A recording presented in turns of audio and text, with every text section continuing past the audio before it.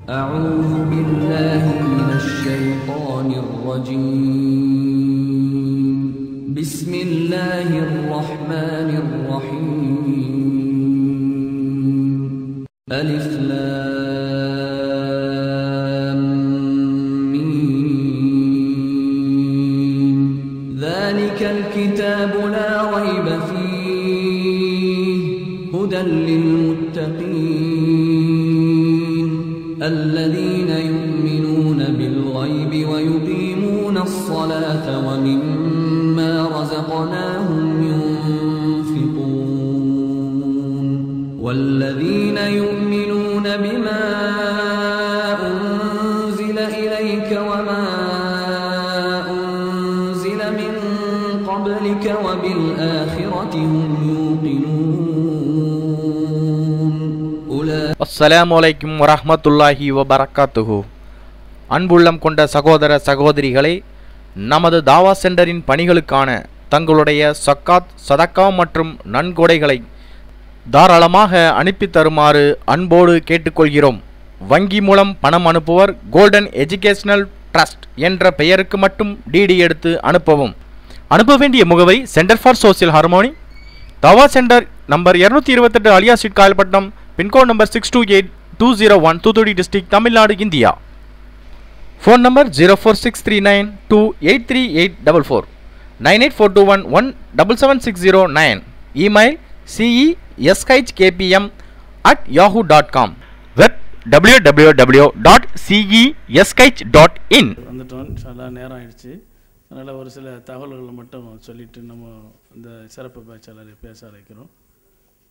அன்பான சகோதரர்களே, தாவா சென்டருடைய சில பணிகளை மட்டும் உங்களுக்கு சொல்லி காட்டுறோம். இஸ்லாத்தை தவறாக புரிந்து கொண்ட மக்களுக்கு இஸ்லாம் தீவிரவாத மார்க்கம் அல்ல, இஸ்லாம் சமத்துவம் பேணக்கூடிய மார்க்கம், இஸ்லாம் உண்மையான மார்க்கம் என்று ஒழுக்கத்தை வலியுறுத்தக்கூடிய மார்க்கம், ஒரு இறைவனை வணங்க வேண்டும், ஜாதி இல்லாத சமுதாயம், ஒன்றைய குலம் ஒருவனே தேவன் என்று சொல்லக்கூடிய இந்த விஷயத்தை தமிழ்நாடு முழுக்க உள்ள அந்த மக்களிடத்திலே கொண்டு போய் சேர்க்கக்கூடிய பணியை அல்ஹம்துலில்லாஹ் செய்திருக்கிறோம். இதுவரைக்கும் அல்லாஹ்வுடைய கிருபையினால் இந்த தானாகவே வாழ்வியல் நெறியாக இஸ்லாத்தை 800 சகோதர சகோதரிகள் ஏற்றுக்கொண்டிருக்கிறார்கள் அல்ஹம்துலில்லாஹ். இதுவரை அந்த இஸ்லாத்தை ஏற்றுக்கொண்ட மக்களுக்காக 100 நாள் ஆண்களுக்கும் 120 நாள் பெண்களுக்குமான கல்வி, இதுவரை 4000 பேர் இஸ்லாத்தை அறிந்து கொண்டு முஸ்லீம்களும் இஸ்லாத்தை ஏற்றுக்கொண்டவர்களும் குடியிலிருந்து விடுதலை பெற்றவர்களும் இந்த சென்டரிலே அல்ஹம்துலில்லாஹ் படித்து சென்றிருக்கிறார்கள் அல்ஹம்துலில்லாஹ். அது மட்டும் இல்லாமல் கோடைக்கால பயிற்சி முகாம், சின்ன சின்ன சிற்றேடுகள் 18-19 தலைப்புகளிலே ஸ்டிக்கர்கள், இலவச குர்ஆன் விநியோகம், புஸ்தகங்கள் விநியோகம், அல்ஹம்துலில்லாஹ் அல்லாஹ்வுடைய கிருபையினால் இதை நம்ம செஞ்சுட்டு வரோம். இஸ்லாத்தை விட்டு வெளியேறி செல்லக்கூடிய முர்தத்தான பெண்கள், ஓடி செல்லக்கூடிய பெண்கள், வாழ்விலே வழியிழந்த பெண்கள், இந்த பெண்களுக்கான அந்த கல்வியை நாம் இதுவரை செய்து வந்து கொண்டிருக்கின்றோம் அல்ஹம்துலில்லாஹ். அதிலையும் பல பெண்கள் பயன்பெற்றிருக்கின்றார்கள்.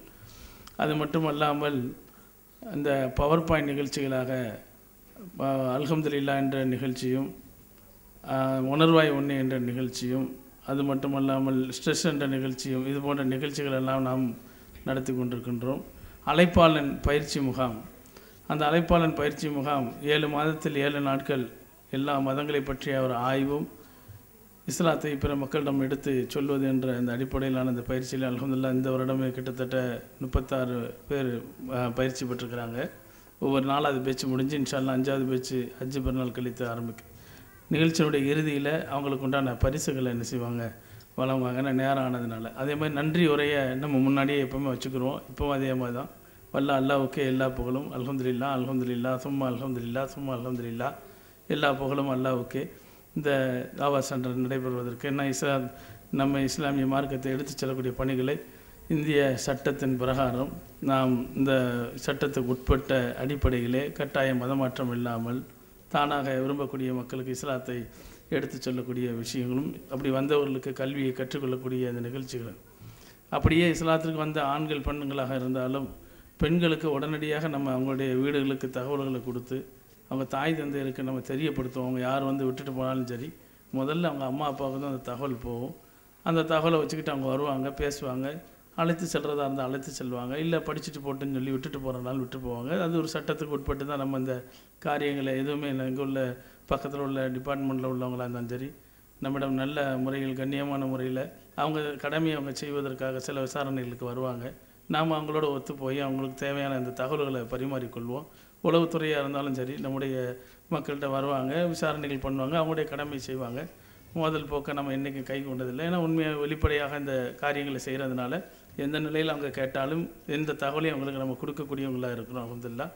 அதுக்காக நம்ம இந்த பணிகளை செய்ய உதவக்கூடிய அத்தனை நல்லுள்ளங்களுக்கும் உள்ளூர் வெளியூர் மக்கள் அனைவர்களுக்கும் எல்லா வகையிலும் உதவிக்கூடிய அனைத்து வெளிநாடுகளிலிருந்து இருக்கக்கூடிய நம்முடைய தமிழ் வாழ் மக்கள் அனைத்து மக்களுக்கும் நம்முடைய ஜஸாக்குமுல்லா ஹைரா என்ற நன்றியை தெரிவித்துக் கொள்கிறோம். அது மட்டும் இல்லாமல் நமக்கு உதவக்கூடிய எங்கள் KMT மருத்துவமனையாக இருக்கட்டும், திருநெல்வேலியில் இருக்கக்கூடிய கத்தனா செய்வதற்குண்டான மருத்துவமனையாக இருக்கட்டும், நம்முடைய காயல் பண்ணதுடைய முக்கியமான கேந்திரமான அல் ஜாமில் அஸ்கர் ஜும்மா மஸ்ஜிதுடைய நிர்வாகம், IIM நிர்வாகம், ஆயிஷா சித்திகா மகளிர் இஸ்லாமிய கல்லூரியுடைய இந்த நிர்வாகங்களாக இருக்கட்டும், அனைத்து நிர்வாகங்களும் நமக்கு உதவியாக இருக்கும். இன்னும் வெளியூரில் இருக்கக்கூடிய அத்தனை இயக்கங்களுடைய சார்ந்த அவ்வளோத்தையும் வாசிக்கணும்னா நேரம் ஆகிடும். அதனால் எல்லா வகையிலும் உதவக்கூடிய அத்தனை இயக்கங்களுக்கும் நாம் நெஞ்சார்ந்த நன்றியினை தெரிவித்துக் கொள்கிறோம். ஜஸாக்குமுல்லா ஹைரா. ஒவ்வொருவரும் ஒவ்வொரு வகையில் நமக்கு உதவக்கூடியவங்களாக இருக்கிறாங்க. இது காயல் பண்ணம் தாவா சென்டர் என்பது காயல் பண்ணத்துக்கு சொந்தமானதல்ல. இது தமிழ்நாட்டு முஸ்லீம்கள் அத்தனை பேருக்கு சொந்தமாக உள்ளது. அதுக்கு ஆலோசனைகள் கூறலாம், நீங்கள் கருத்துக்களை தெரிவிக்கலாம், உங்களுடைய தகவல்களை பெற்றுக்கொள்ளலாம். எல்லா வகையிலும் இது உங்களுக்கான சென்டர் என்பதை கூறிக்கொண்டு எல்லா வகையிலும் உதவக்கூடிய நமக்கு அனுமதி அளித்த காவல்துறையினருக்கு நன்றி தெரிவித்துக் கொள்கிறோம். அதே மாதிரியாக இந்த மைக் செட் கட்டிய இந்த மற்ற வேலைகள் செய்து கொண்டிருந்த அத்தனை பேருக்கும் ஒரு குறிப்பாக வெளியூர்லேருந்து வந்திருக்கக்கூடிய உங்களுக்கு இந்த நேரத்துலேயும் 10 மணிக்கு மேலே இந்த நிகழ்ச்சியை முடிச்சுட்டு ஊருக்கு கிளம்பணும், அதை பொருட்படுத்தாமல் வந்திருக்கக்கூடிய அத்தனை உள்ளங்களுக்கும் நாம் வேறு யாராவது விட்டிருந்தால் அல்லாஹ்க்காக புரிந்து கொள்ளுங்கள். எல்லாம் வல்ல அல்லாஹ் உங்களுடைய வாழ்வில் இம்மையிலும் மறுமையிலும் வெற்றியை தந்தல்வானா என்று கூறியவனாக இந்த உரையை நிறைவு செய்கிறேன். ஆகிருதான் அல்ஹம்துலில்லாஹி ரப்பில் ஆலமீன். இப்பொழுது பேசக்கூடிய சிறப்பு பேச்சாளர் யாசிர் அவர்கள். ஒரு அன்பான சகோதரர்கள், அல்ஹம்துலில்லாஹ் இஸ்லாத்துக்கு ஒரு 10-15 வருடங்களை கழிந்தாலும் அந்த அவருடைய போக்கு அதே நேரத்தில் ஹிந்து மதத்தின் மீதோ கிறிஸ்தவத்தின் மீதோ வெறுப்பு இல்லாமல், இந்து மக்கள் மீதோ கிறிஸ்தவ மக்கள் மீதோ வெறுப்பு இல்லாமல் நல்ல நிலையில் அவர்களோடு பழகி நல்ல நிலையிலே அது எந்த சுயநலம் இல்லாமல் பழகி அந்த ஆரம்ப காலத்திலிருந்தே பல பிரச்சனைகளை சந்தித்து இன்றைக்கி அல்ஹம்துலில்லாஹ் அவர் நல்ல நிலையில் வாழ்ந்தக்கூடிய சகோதரராக நம்ம அவரை பார்க்குறோம். தாவா ஃபீல்டில் நம்ம நெருங்கிய நண்பர். அவரே சொல்லுவார் எந்த அளவுக்கு நம்முடைய நட்பு ஆரம்பிச்சது, ஆரம்பத்தில் இப்படி இருந்தோங்கிறது அவர் சொல்லுவார். நம்முடைய கேள்வி கணக்குகள் இன்றைக்கெல்லாம் சந்தோஷமாக இருக்க அவருடைய பணிகளில் பார்க்கும் பொழுது ரொம்ப லேசான ஒரு மனிதராக நம்ம அவரை காண்கிறோம். இன்றைக்கி அஜ்மான் துபாயில் இருக்கக்கூடிய அஜ்மானுங்கிற பகுதியில் அவர் ஒரு மர்கஸை வச்சு நடத்தி கொண்டு அவராகவே அவர் நம்மளுக்கெல்லாம் ஒரு முன்மாதிரியாக இருக்கணும். இஸ்லாத்துக்கு வந்த சகோதரர் இப்படி செய்வாரா அப்படின்ட்டு அவர் சொல்ல விட்டுட்டா நான் உங்களுக்கு சொல்லிக் கொடுக்குறேன். இன்ஷா அல்லாஹ் அவருடைய அந்த பணிகளை அல்லாஹ் அருள் செய்யணும். அவரை நம்ம பேசுமாறு மன்னித்துக் கொள்கிறோம். காவல்துறை நமக்கு ஒரு 10 மணி வரைக்கும்ங்கிறதுனால கூடுதலாக ஒரு 10 நிமிடங்கள் ஒரு 1.5 மணி நேரத்தில் அந்த நிகழ்ச்சியை முடிச்சுக்கிடுவார் நம்ம விரும்புகிறோம். இன்ஷா அல்லாஹ்.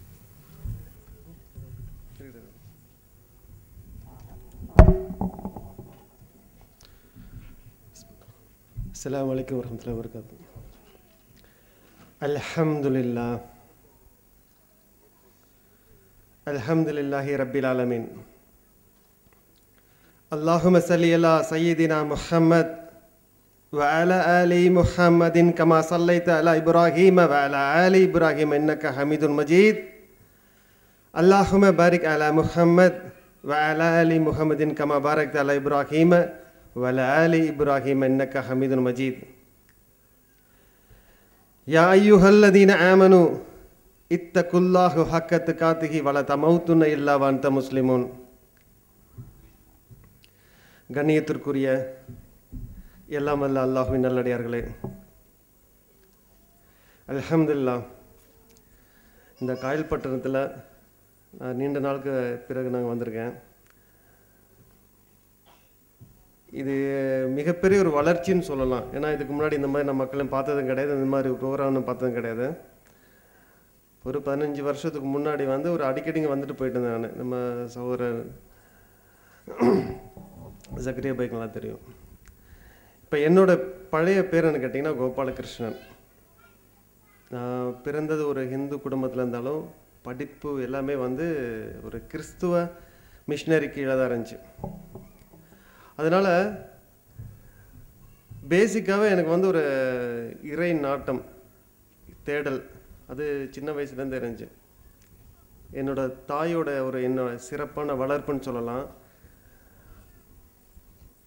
அதிகமான ஒரு பக்தி, எந்நேரம் பூஜை ரூமில் இருக்கிறது,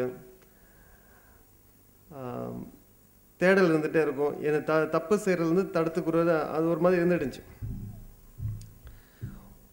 ஒரு குறிப்பிட்ட வயது வரைக்கும் தான் என்னால் அந்த மாதிரி ட்ராவல் பண்ண முடிஞ்சிச்சு. எனக்குன்னு ஒரு டீனேஜ் வர்றப்போ வந்துட்டு என்னோடய பழக்க வழக்கம் எல்லாமே மாற ஆரம்பிச்சிச்சு. எப்படின்னு கேட்டிங்கன்னா, பிஞ்சிலே படுத்துன்னு சொல்லுவாங்களே, அந்த மாதிரி ஒரு இதுக்கெலாம் நான் போயிருந்தேன். நான் சின்ன வயசுலேயே வந்துட்டு அதை வீட்டுக்கு தெரியாமல் வந்து பல ஹாஸ்டலில் இருந்தேன், நான் மிஷினரி இருந்தேன். இப்போ நிறைய விஷயம் எனக்கு நான் தப்பாக செஞ்சுட்டு இருந்தாலும் என் கூட இருந்த ஃபாதரில் வந்து அதை கண்டுக்க மாட்டாங்க. இறைவனை பிள்ளை, இறைவனை மன்னிச்சிடுவானே அப்படின்னு வச்சுக்குவாங்க. ஸோ அப்படிலாம் வாழ்ந்துட்டு வந்த என்ன வந்துட்டு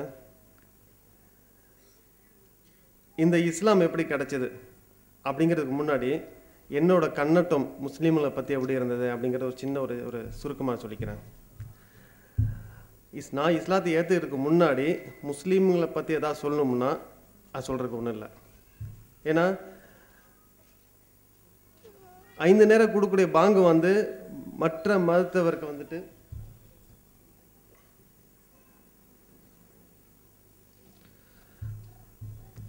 அதாவது 5 நேரம் பாங்கு கொடுக்குறோம் இல்லைங்களா, அந்த பாங்கு வந்து மற்ற மதத்திற்கு வந்துட்டு டைம் பார்க்கறதுக்கு மட்டும்தான் யூஸ் பண்ணிருந்துச்சு. இன்றைக்கி 4 மணி ஆச்சு, 1 மணி ஆச்சு, அடுத்தடுத்து அவங்க வந்து டைம் ஃபிக்ஸ் பண்ணுறதுக்குன்னா சிலவு எல்லாமே கையில் வாச்சிருக்காது, அந்த டைமுக்கு மட்டும் தான் யூஸ் பண்ணாங்களுடைய. மற்றபடி இஸ்லாம்னா எனக்கு தெரிஞ்ச அன்றைக்கி நான் பார்த்த இஸ்லாம் என்னென்னு கேட்டிங்கன்னா, இஸ்லாம் முஸ்லீம்கள் வருஷம் ஒரு டைம் வந்து பாட்டு கச்சேரி வைப்பாங்க, நல்ல ஒரு டான்ஸ் குரூப் வந்து டான்ஸ் ஆடும். இதுதான் எங்கள் ஏரியாவில் இருந்த ஒரு சில இதெல்லாம் இருக்குது. இந்த இதான் சொல்லுவாங்க சந்தக்கூடா, இது மட்டுமே தான் நான் இஸ்லாம்னு நினச்சிட்டு இருந்தேன். முஸ்லீம்களோட கலாச்சாரம் இது தான், இது இல்லாமல் வேறு எதுவும் கிடையாது அப்படின்னு நினச்சிட்டு இருந்தேன். அப்போது என் கூட சில பேர் முஸ்லீம் நண்பர்லாம் படிச்சுட்டு இருந்தாங்க. அவங்களோட ஆக்டிவிட்டீஸ்லாம் பார்த்தோம்னா நமக்கு வந்து சம்திங் என்னமோ இருக்குது, அது என்ன நம்ம தெரிஞ்சுக்கணும். இவங்க ஒரு நார்மலாகவே கிடையாது. ஏன்னா அவங்க வந்து இஸ்லாம் சொல்லப்பட்ட அந்த குர்ஆன் ஹதீஸ் அடிப்படையில் அவங்களோட வாழ்க்கை இருந்துச்சு. சின்ன பையங்க தான், அதாவது ஒரு 17 வயசு 18 வயசு 19 வயசு என்னோட கூடத்த பசங்களாம். அல்லாவோட நாட்டம் என்னன்னு தெரில, அந்த மாதிரி ஒரு நட்பு ஒரு வட்டாரம் எனக்கு வந்து உருவாச்சு. அப்போ இது எப்படியே தெரிஞ்சுக்கணும் அப்படின்னு. அந்த பையன் பேர் வந்து முஜாஹிதுல் இஸ்லாம், அந்த பையனோட பேர். இன்றைக்கி வந்து அல்ஹம்துலில்லாஹ் மிகப்பெரிய தாயாக இருக்கு. அப்படி அவர் இப்போ யூகேல இருக்கு. அப்படி அப்போது எனக்கு வந்து சில புத்தகங்கள் தான் ஆரம்பத்தில் கிடச்சிது. அதில் எனக்கு முதல் கிடைத்த புத்தகத்தை வந்து இன்றைக்கி நானும் எல்லா மக்களும் கொடுத்துட்ருக்கேன். ஒரு தெய்வமா பல தெய்வமா, அதாவது அந்த இடத்துல ஒரு தெய்வமா பல தெய்வமானு தண்ணி போட்டுட்ருக்காங்க, ஒரு தெய்வமா பல தெய்வங்களான்னு போகணும் அந்த இடத்துல. அந்த புக்கு வந்து எனக்கு ஒரு இன்ஸ்பிரேஷன் சொல்லலாம். அந்த புக்கிலேருந்து என்னோடய வாழ்க்கையே ஸ்டார்ட் ஆச்சு. ஏன்னா உடனே என் கையில் வந்து ஒரு தர்ஜுமா குர்ஆன் கிடச்சிருந்துச்சுன்னா கூட எனக்கு வந்து அதை ஆராயறதுக்கோ அல்ல படிக்கிறதுக்கோ வந்துட்டு ஒரு சில சோம்பேறித்தனம்னு கூட சொல்லலாம். ஆனால் இந்த சின்ன அந்த புக்கு 15-20 பேஜுக்குள்ளே தான் இருக்கும். அந்த புக்கில் இருக்கிற ஒவ்வொரு விஷயங்களும் என்னை தட்டி எழுப்பிச்சு. அப்போ தான் நினச்சிட்டேன், அப்போ நான் வந்து இந்த புக்கை படித்ததுக்கு அப்புறமே நான் ஒரு முடிவுக்கு வந்துட்டேன். என்னென்னா, இந்த கூட்டம் வந்து இஸ்லாத்துக்கு எதிராக ஏதோ பண்ணிகிட்டு இருக்காங்க, அதாவது இஸ்லாத்தை ஒழிக்கணும் அப்படிங்கிற அந்த மாதிரி நான் அப்போ நினச்சிட்டு இருந்தேன்.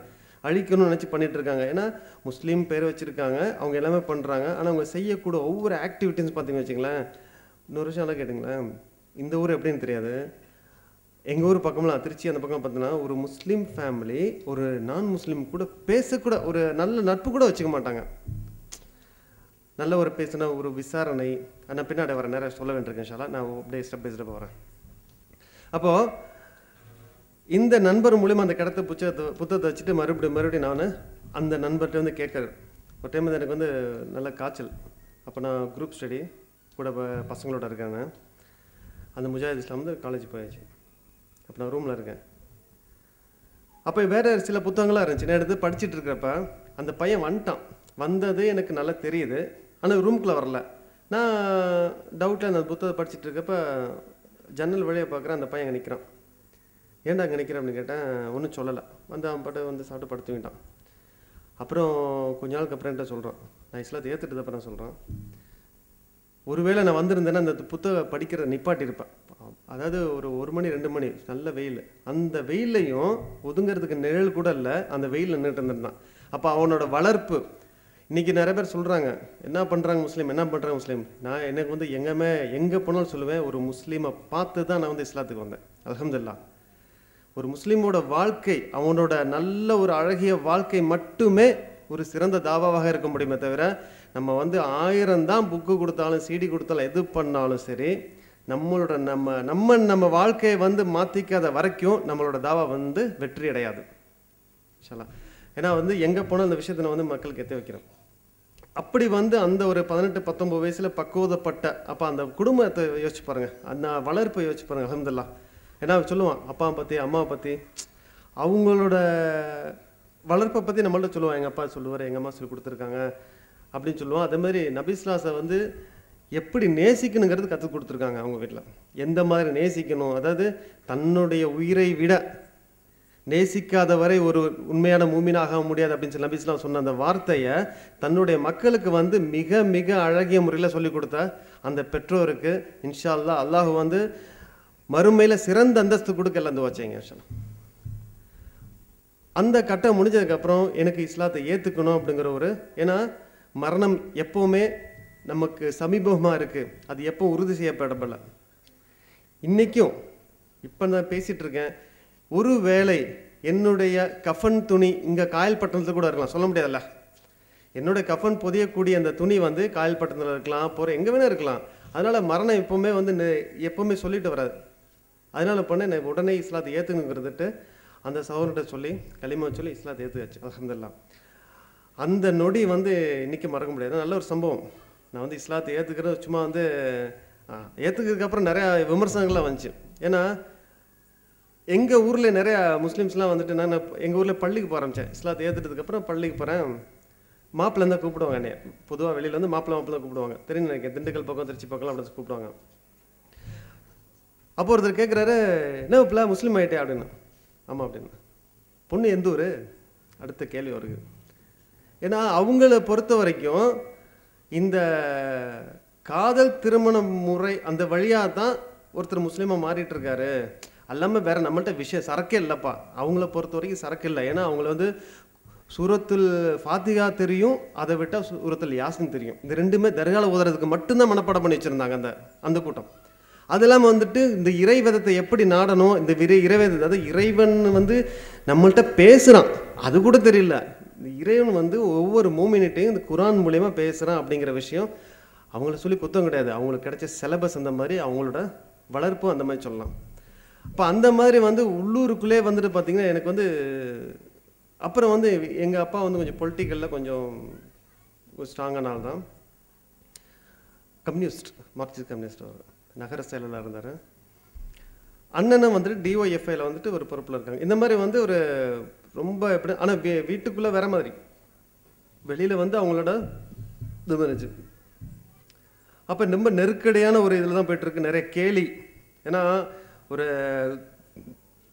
இந்து மதசோரில் கிறிஸ்தவர்கள் இவங்கள்ட்ட கூட நம்ம வந்து இது பண்ணிடலாம், ஆனால் இவங்கள்ட்ட இந்த கேலி வந்து நிறையா இருக்கும். அந்த அப்போ வந்து அவங்களுக்கு பதில் சொல்லக்கூடிய அளவுக்கு எனக்கு வந்து அறிவு இல்லைன்னு சொல்ல முடியும். ஏன்னா நான் வந்து இஸ்லாத்தை ஏற்றுக்கிட்டேன், ஆனால் எந்த காரணத்துக்காக ஏற்றுக்கிட்டேன், ஏக இறைவன், அதாவது இறை கொள்கைக்கு மட்டுமே எனக்கு வந்து ஒரு இது துண்டுகோலாக இருந்துச்சு. அல்லாமல் வந்துட்டு மற்ற எந்த விஷயம் கிடையாது. எனக்கு மீண்டும் மீண்டும் மீண்டும் மீண்டும் படிக்க தூண்டக்கூடிய ஒரு வசனம் வந்து சூரத்துல் இஹ்லாஸ், குல்ஹு அல்லாஹு அஹத் அல்லாஹு ஸ்வமத் லம் யலிது வலம் யுலது வலம் யகுல்லஹு குஃபுவன் அஹத். இந்த ஒரு வசனம் வந்து அப்போ வந்து ஒரே ஒரு மொழிபெயர்ப்பு மட்டும் தான் இருந்துச்சு, ஜான் ட்ரஸ்ட்னு சொல்லிட்டு. அதை வந்து எப்போவுமே எனக்கு கூடவே வச்சுருந்தேன். அந்த ஒரு வசனம் வந்து எனக்கு வந்து அதாவது மீண்டும் மீண்டும் படிக்க தூண்டக்கூடிய, அதை வச்சு எனக்கு ஒரு நிறைய இன்ஸ்பயர் கிடச்சிருந்துச்சு. ஸோ இதை வந்து அவங்கள்ட்ட சொல்லி விளக்கிறதுக்கு வந்துட்டு நான் ரொம்ப போராட்டம்னா ஒரு வீட்டுக்குள்ளேயே இன்னொரு ஒரு வீட்டுக்குள்ளே வந்துட்டு நிறைய பிரச்சனை சந்திச்சுட்டு இருந்தேன். அப்போ எங்கள் அண்ணன் என்ன அப்படி பண்ணோம்னா, எங்கள் அண்ணன்ட்ட இருந்தது வேறு பைக்கு எமாகா, ஃப்ரெண்டுக்கிட்ட புல்லட் இருக்கும், நான் வீட்டுக்குள்ளே இருப்பேன். அப்போ வந்து புல்லட்டை வந்து எங்கள் வீட்டுக்குள்ளே வச்சு நல்லா ரேஸ் பண்ணி வந்து நிப்பாட்டோம். அப்படி நிப்பாட்டிட்டு உள்ளே வந்து எங்கள் அம்மாட்ட அப்படி எங்கே அந்த பாய் அப்படி தான் கிண்டலை பேசுவோம். அப்படி புல்லட்டை பார்த்தோன்னே போலீஸ் நினச்சி பயந்துருப்பானே. இந்த புல்லட் சவுண்டு கேட்டவனே போலீஸ் நினச்சி பயந்துட்டு கொல்ல பக்கமாக ஓடிட்டானா அப்படின்னு எங்கள் என்ன கேட்டேன். அப்படி இன்னைக்கு அவரோட பேர் உமர். அந்த அளவுக்கு என்னை வந்து எந்த அளவுக்கு, அதாவது நான் சொன்னேன் நான் என்ன தப்பு பண்ணேன் இல்லை, அவங்க பொதுவான கருத்து என்னன்னா முஸ்லீம்னாலே தீவிரவாதி அப்படின்னு இந்த ஊடகங்கள் வழியாக வந்து அந்த மாதிரி அறிவுஜீவிகளே சொல்லிட்டு இருந்தாங்க. யார் டிஒய்எஃப்ஐ இந்த சொல்கிறாங்களே, என்னோட குடும்பத்தை பற்றி, என்னோட அண்ணனை பற்றி, என்னோட அப்பா பற்றி நான் எங்கே வேணால் பேசலாம். அது எந்த ஒரு அமைப்பாக இருந்தாலும் சரி, எதுவாக இருந்தாலும் சரி, இது யாருக்கும் நான் இது பண்ணல.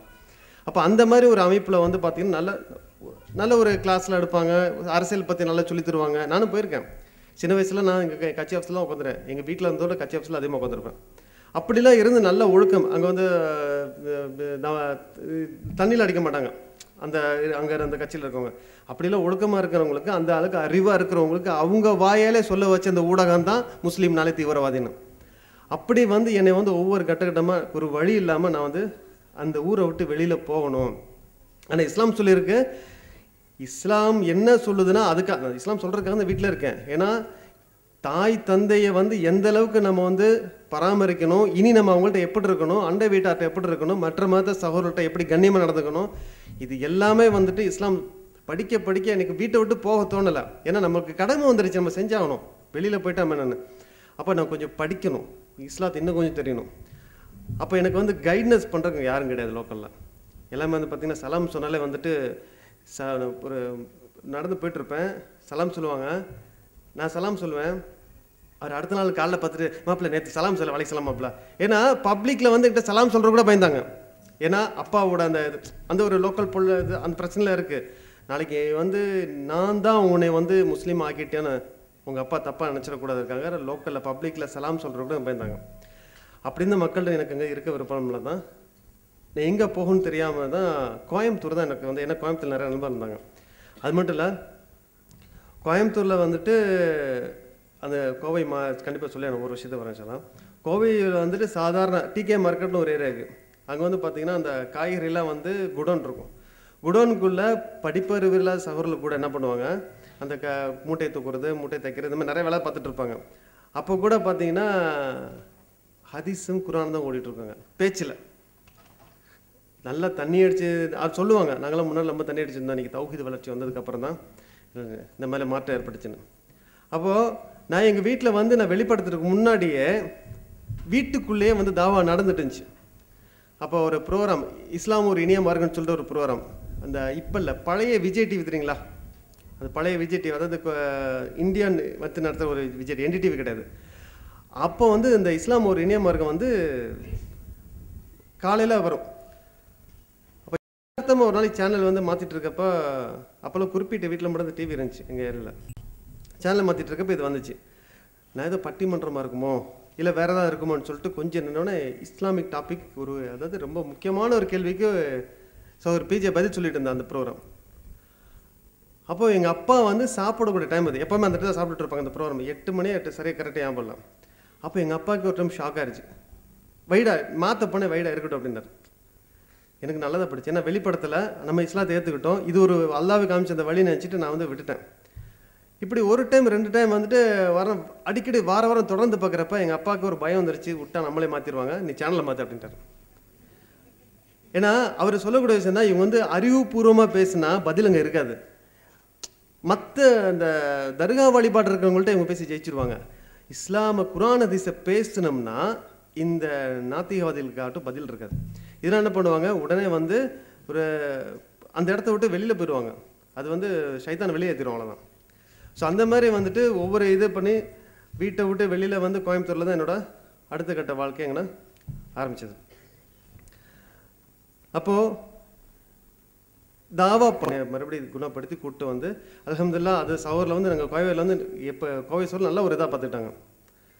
அப்போது எல்லாம் நமக்கு கிடச்சிருச்சு, அல்ஹம்துலில்லாஹ் சுன்னத் பண்ணியாச்சு, மார்க்கம் எல்லாம் கற்றுட்டாச்சு, எல்லாம் இது பண்ணியாச்சு. இன்னும் அடுத்து என்ன தொழிலும் இருக்குது நமக்கு, ஓகேங்களா, அக்கௌண்டண்ட்டாக இருந்தாங்கன்னா இனி தாவா பண்ணணும். மறுபடியும் எங்கள் ஊருக்கே சொந்த ஊருக்கே வர்றேன். சொந்த ஊருக்கு வந்துட்டு அங்கேயே வந்து நான் இந்த ஏர்செல்லில் வந்து மார்க்கெட்டிங்கில் ஏரியா மேனேஜரை ஜாயின் பண்ணிட்டேன். அப்போ இது மார்க் அதை எதாவது சொல்லணுமென்ட்டு அப்போ என்னோட ஒரு ஃப்ரெண்டு ஒருத்தர் இருக்கார், அவர் கவுண்டர்.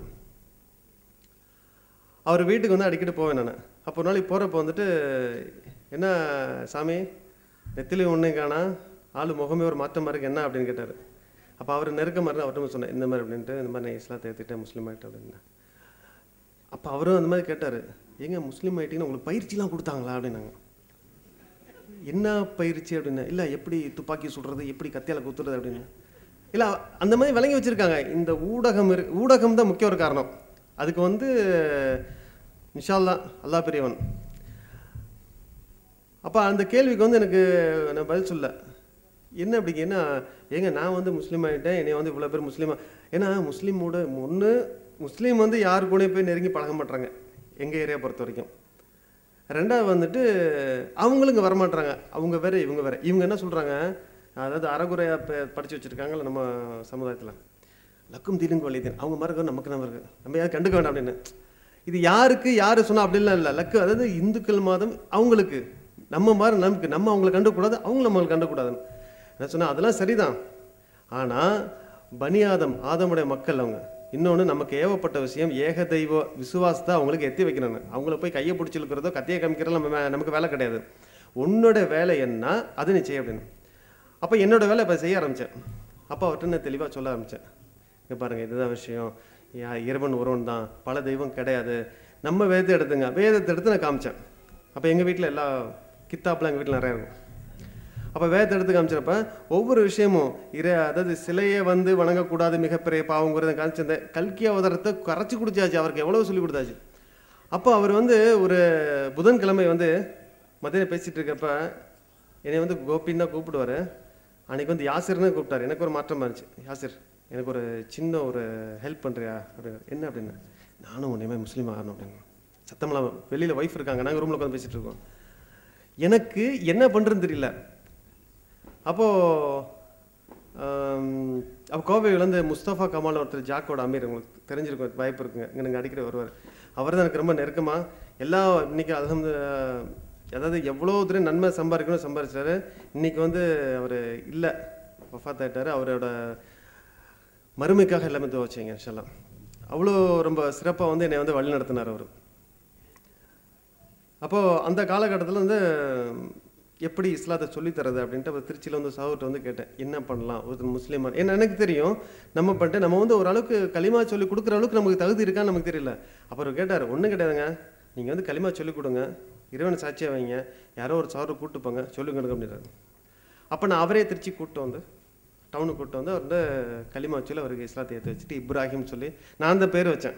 ஏன்னா அந்த இப்ராஹிம் அப்படின்னு கேட்டிங்கன்னா அந்த ஒவ்வொரு சுறாவை வந்து நம்ம தமிழில் படிக்கிறப்ப அல்பக்கரில் வந்து இப்ராஹிம் அலைஹிஸ்ஸலாம் பற்றி நிறைய விஷயங்கள் வந்துட்டுருக்கும். சரி, மூசா அலைஹிஸ்ஸலாம், மூசான்னு பேர் வச்சாரு. மூசான்னு பேர் வச்சுட்டு அவர்கிட்ட கேட்குறேன். அப்போ வந்து எப்படின்னா 2 பேப்பர் 3 பேப்பர் போட்டு அதுக்குள்ளே குரானை வச்சு 4 மடக்கி இப்படி பக்கத்தில் வச்சுட்டு யாருக்கும் தெரியாமல் திருட்டுத்தனமாக அவர் வீட்டுக்குள்ளே போயிடுவேன். வீட்டுக்குள்ளே போய் அவர் அந்த ரூமுக்குள்ளே, அதுவும் வீட்டுக்குள்ளே போனது மட்டும் இல்லை, அவர் ரூமுக்குள்ளே போகிறதுக்கு இன்னும் கொஞ்சம் திருட்டு, ஏன்னா அவங்க மனைவி பார்த்துக்கூடாதுல்ல. அப்படி போய் உள்ளே உட்காந்து குரானை படிச்சுட்டு இருப்பான் தமிழில். இந்த பாருங்க அந்த அவசரம் அப்படி சத்தம் இல்லாமல். இது அவங்க மனைவி கேட்டுட்டு, என்ன நீங்கள் என்ன பிரச்சனை அப்படின்னு. ஏன்னா இவரும் வந்து இந்த கோயிலுக்கு போகிறது, அந்த திணறு வைக்கிறத விட்டுட்டாரு, சிலையை வணங்குறது. இந்த சிலையை பற்றி நிறையா, அதாவது நான் வந்து ஜக்ரியா போய் 1.5 மணி நேரம் 2 மணி நேரம் சொன்னார், இப்போ 1 மணி நேரத்தில் முடிங்கிறாரு. சிலை வந்து எந்த அளவுக்குங்கிறது சின்ன வயசில் நிறைய அனுபவிச்சிருக்கேன். அந்த சிலை வந்து கல் வந்து எப்படி சிலையாக வந்து உருவம், ஏன்னா எங்கள் வீட்டு எங்கள் கண்ணு முன்னாடி எல்லாம் நடக்குது. நாங்கள் உட்காந்து விளாண்டது, நாங்கள்லாம் வந்துட்டு எல்லாமே, அதாவது மிருகங்களுக்கு எல்லாமே வந்து அசிங்கம் பண்ணக்கூடிய அந்த கல்லை வந்து எடுத்து சிலையாக செதுக்கி அந்த சிலைக்கு உயிரை வரை இவங்கள கொடுக்குறாங்க. இதில் வேடிக்கை என்னென்னா எல்லாத்தையும் செஞ்சுட்டு படாரம் அது கல்லை விழுந்துறது. லாஜிக்கே இல்லாத ஒரு விஷயத்தை தான் பண்ணிட்டு இருந்தாங்க. இது வந்து அந்த சகோதரர் மூசாவுக்கு வந்து தெளிவாக சொல்லிக் கொடுத்தேன், இந்த மாதம் இந்த. அப்போ அவங்க மனைவி கேட்குறப்ப வந்து எங்களுக்கு வந்து டக்குன்னு பதில் சொல்கிறதில்ல.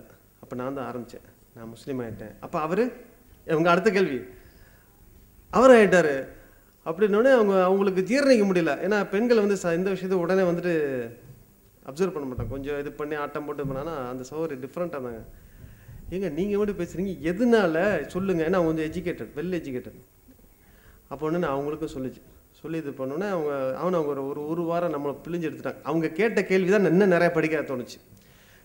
நான் டக்குன்னு போவேன், பைக் எடுத்துகிட்டு ஓடுவேன். யாராவது தெரிஞ்ச சோரில் அங்கே லோக்கலில் கிடையாது, கொஞ்சம் ஒரு 40 கிலோமீட்டர் போகணும். போய்ட்டு அவங்கள்ட்ட கேட்பேன், இந்த மாதிரி கேட்குறேன், இதுக்கு என்ன பதில்? இதுக்காக தான் மொபைல் கூட அப்புறம் கொஞ்சம் நாளில் வாங்கிச்சு. அப்போ ஒவ்வொன்றும் வந்து அவங்க கேட்குற கேள்விக்கு வந்து பதில் சொல்கிறதுக்கு வந்து நம்ம போய் மற்ற யாராவது தெரிஞ்சவங்கள்ட்ட போய் கேட்டு சொல்லி கொடுத்துருந்தேன். அல்லாஹ்வோட கிருபையில் அவங்களும் இஸ்லாத்தை ஏற்றுக்கிட்டாங்க. அப்போது ஏற்றுக்கிட்டாங்க. இப்போ இது என்ன பண்ணலாம்? நம்ம போய் கோயம்புத்தூர் போய் ஏதோ ஓரளவுக்கு தெரிஞ்சுட்டு வந்துட்டோம். கோயம்புத்தூரில் மதரசெல்லாம் போய் சேரல, அங்கே போய் சும்மா நாலு காய்கறி வாங்கினாலே இஸ்லாம் தெரிஞ்சுக்கலாம். இப்போ அந்த நிலைமை இல்லைங்கிறது ஏன்னா சமீபத்தில் போயிட்டு வந்தேன். இப்போ வந்து நிறைய மாற்றங்கள் இருக்குது. அல்லாஹ் இன்ஷா அல்லாஹ் துஆ செய்யுங்க அந்த மக்களுக்காக. ஏன்னா எவ்வளவோ கஷ்டத்தை நிறைய வந்து இன்னல்களை சந்திச்ச அந்த மக்கள் இன்றைக்கி வந்து பார்த்தீங்கன்னா தீன் இல்லாமல் இருக்கிற மாதிரி எனக்கு ஏன்னா நான் போனதுனால தெரிஞ்சு. இப்போ நான் போய் நிறைய பேர் பார்க்கறதுனா சரியான தொழுகை இல்லாமல் மக்கள் நிறைய இருக்காங்க. அவங்களுக்கு துஆ செய்யுங்க நேர்வழிக்காக.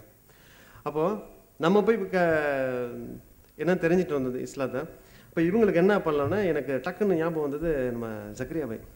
ஜக்கரியா பாய் எப்படி எனக்கு தெரியுன்னு கேட்டிங்கன்னா, என்னோட நண்பன் சிவகுமார், டாக்டர் சிவகுமார், அவனோட அண்ணன் வந்து முத்துக்குமார்னு ஒருத்தர் இருக்கு. அப்படி அவர் வந்து பார்த்திங்கன்னா ஒரு அது வெளிப்படுத்தலை, என்ன சொல்ல, ஒரு நோய், அவர் வந்து ரொம்ப நாள் இருக்க மாட்டார் அப்படிங்கிற ஒரு நோய் அவருக்கு இருக்குது. இங்கே ஆரல்வாய் மொழின்னு சொல்லி ஒரு ஊர் இருக்குது, அங்கே திருச்சி பக்கத்துலேருந்து அவங்க சொந்த ஊராக தான்.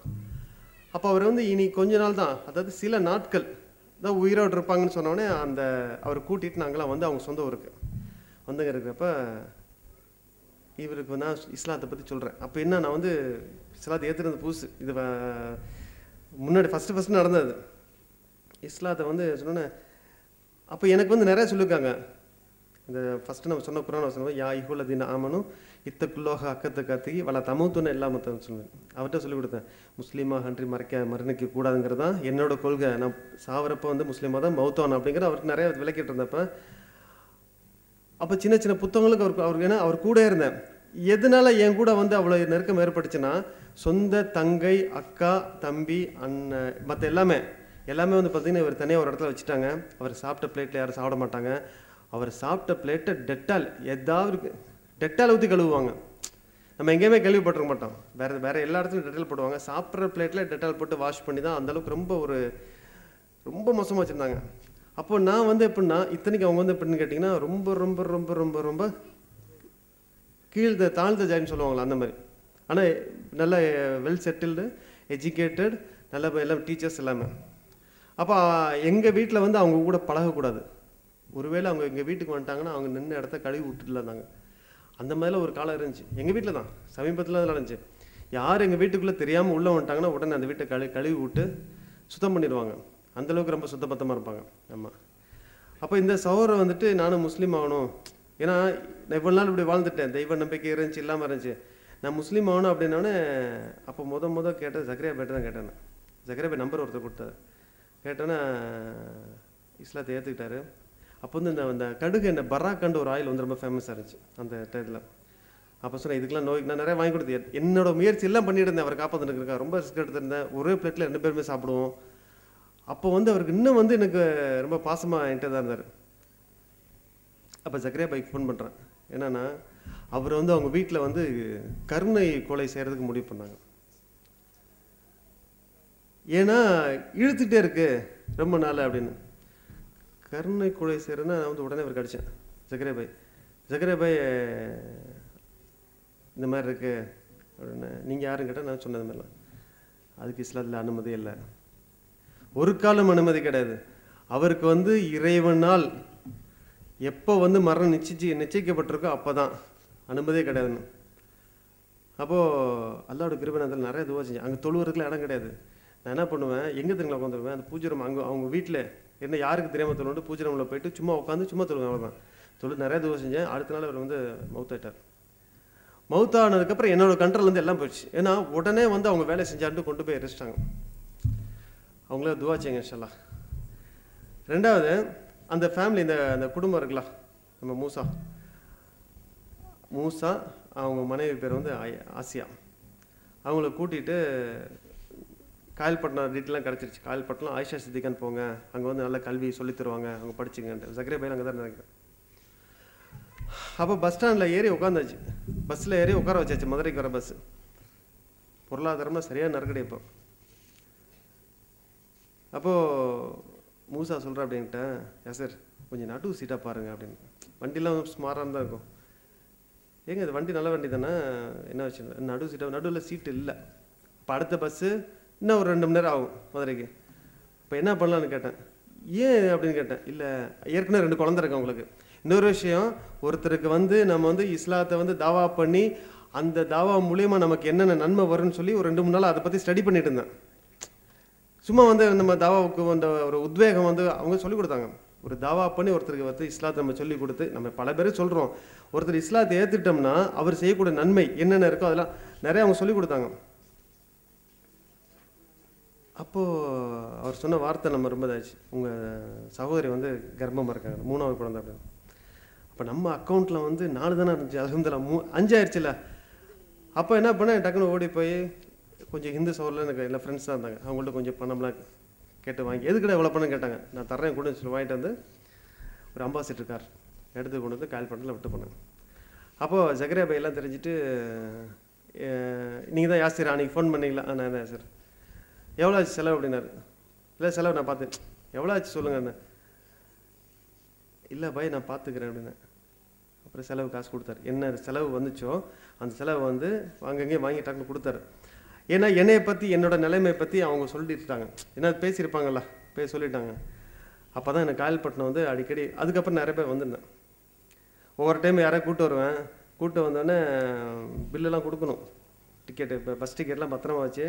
இப்போ நான் அப்போ வந்து இந்த மார்க்கெட்டிங்கில் வேலை பார்த்துட்டு இருந்தப்போ பில் செட்டில் பண்ணி கேஷ் கிளைம் பண்ணுவேன். அப்போ ஞாபகம் பண்ணுவேன், ஜக்கரை பார்த்து ஞாபகம் வச்சுக்குவேன். வந்து நம்ம தாவா பண்ணிவிட்டு ஒருத்தர் போய் விடுவோம், அது நன்மை வந்துட்டு இருந்துச்சு. ஏன்னா அந்த அந்த பில்லை கொடுத்து அவர்கிட்ட 1 ரூபா 2 ரூபா இருந்துச்சுன்னா, என்ன 2 ரூபா ஜாஸ்தியாக இருக்குது அப்படின்னு கேட்பார், டீ சாப்பிட்டேன் பாய் அப்படின்னு.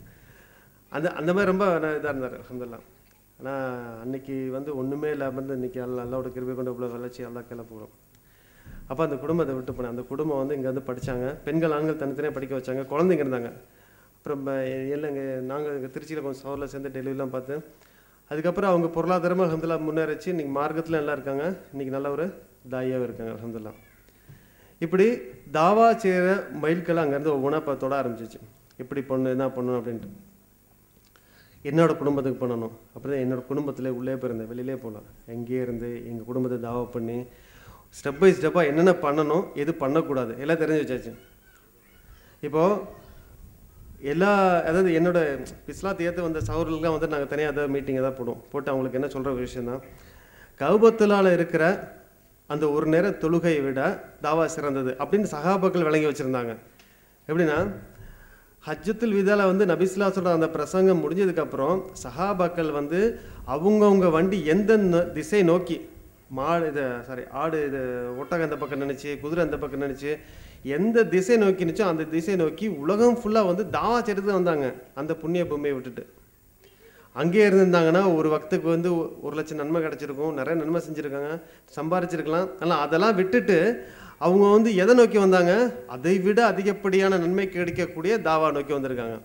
இப்போ தாவாவில் வந்து என்ன சிறப்பு,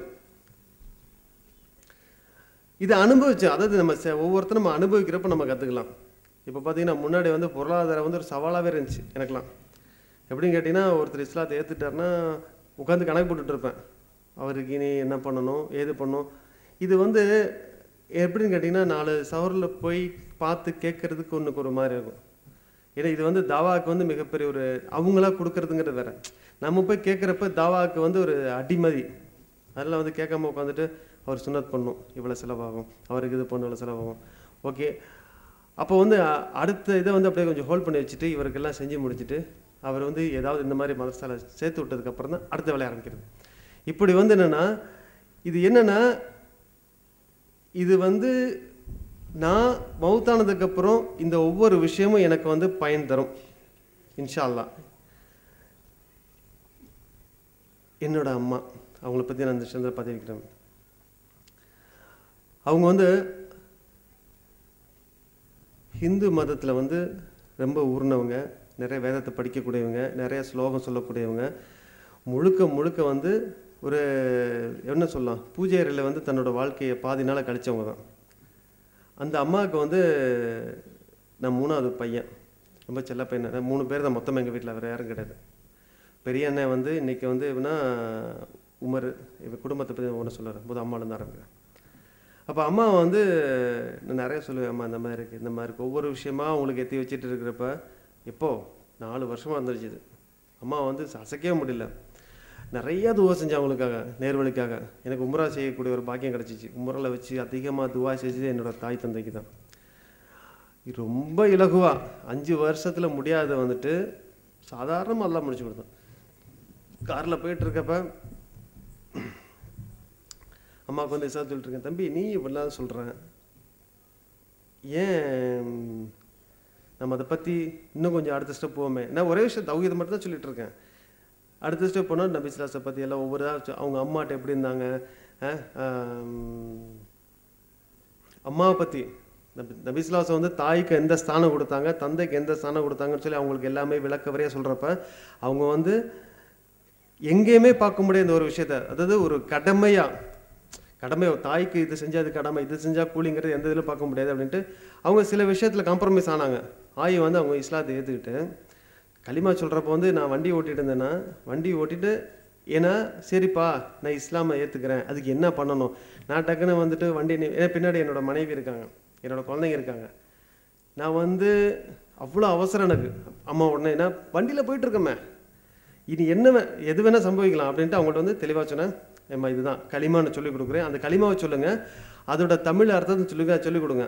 இது வந்து ஒரு ஒப்பந்தம். நான் வந்து நீங்கள் வந்து மௌத்தார வரைக்கும் வந்து இந்த விஷயத்தை வந்து உறுதியாக இருப்பீங்கன்னு ஒரு ஒப்பந்தம் தான். அப்போ அவங்களுக்கு வந்து களிமா சொல்லிக் அந்த களிமா சொல்லிக் கொடுக்குறப்ப அதோட நிறைய பேருக்கு நம்ம களிமா சொல்லிக் கொடுத்துருக்கேன். ஆனால் அது வந்து ரொம்ப மிகப்பெரிய ஒரு சம்பவம் சொன்னேன் என் தாய்க்கு.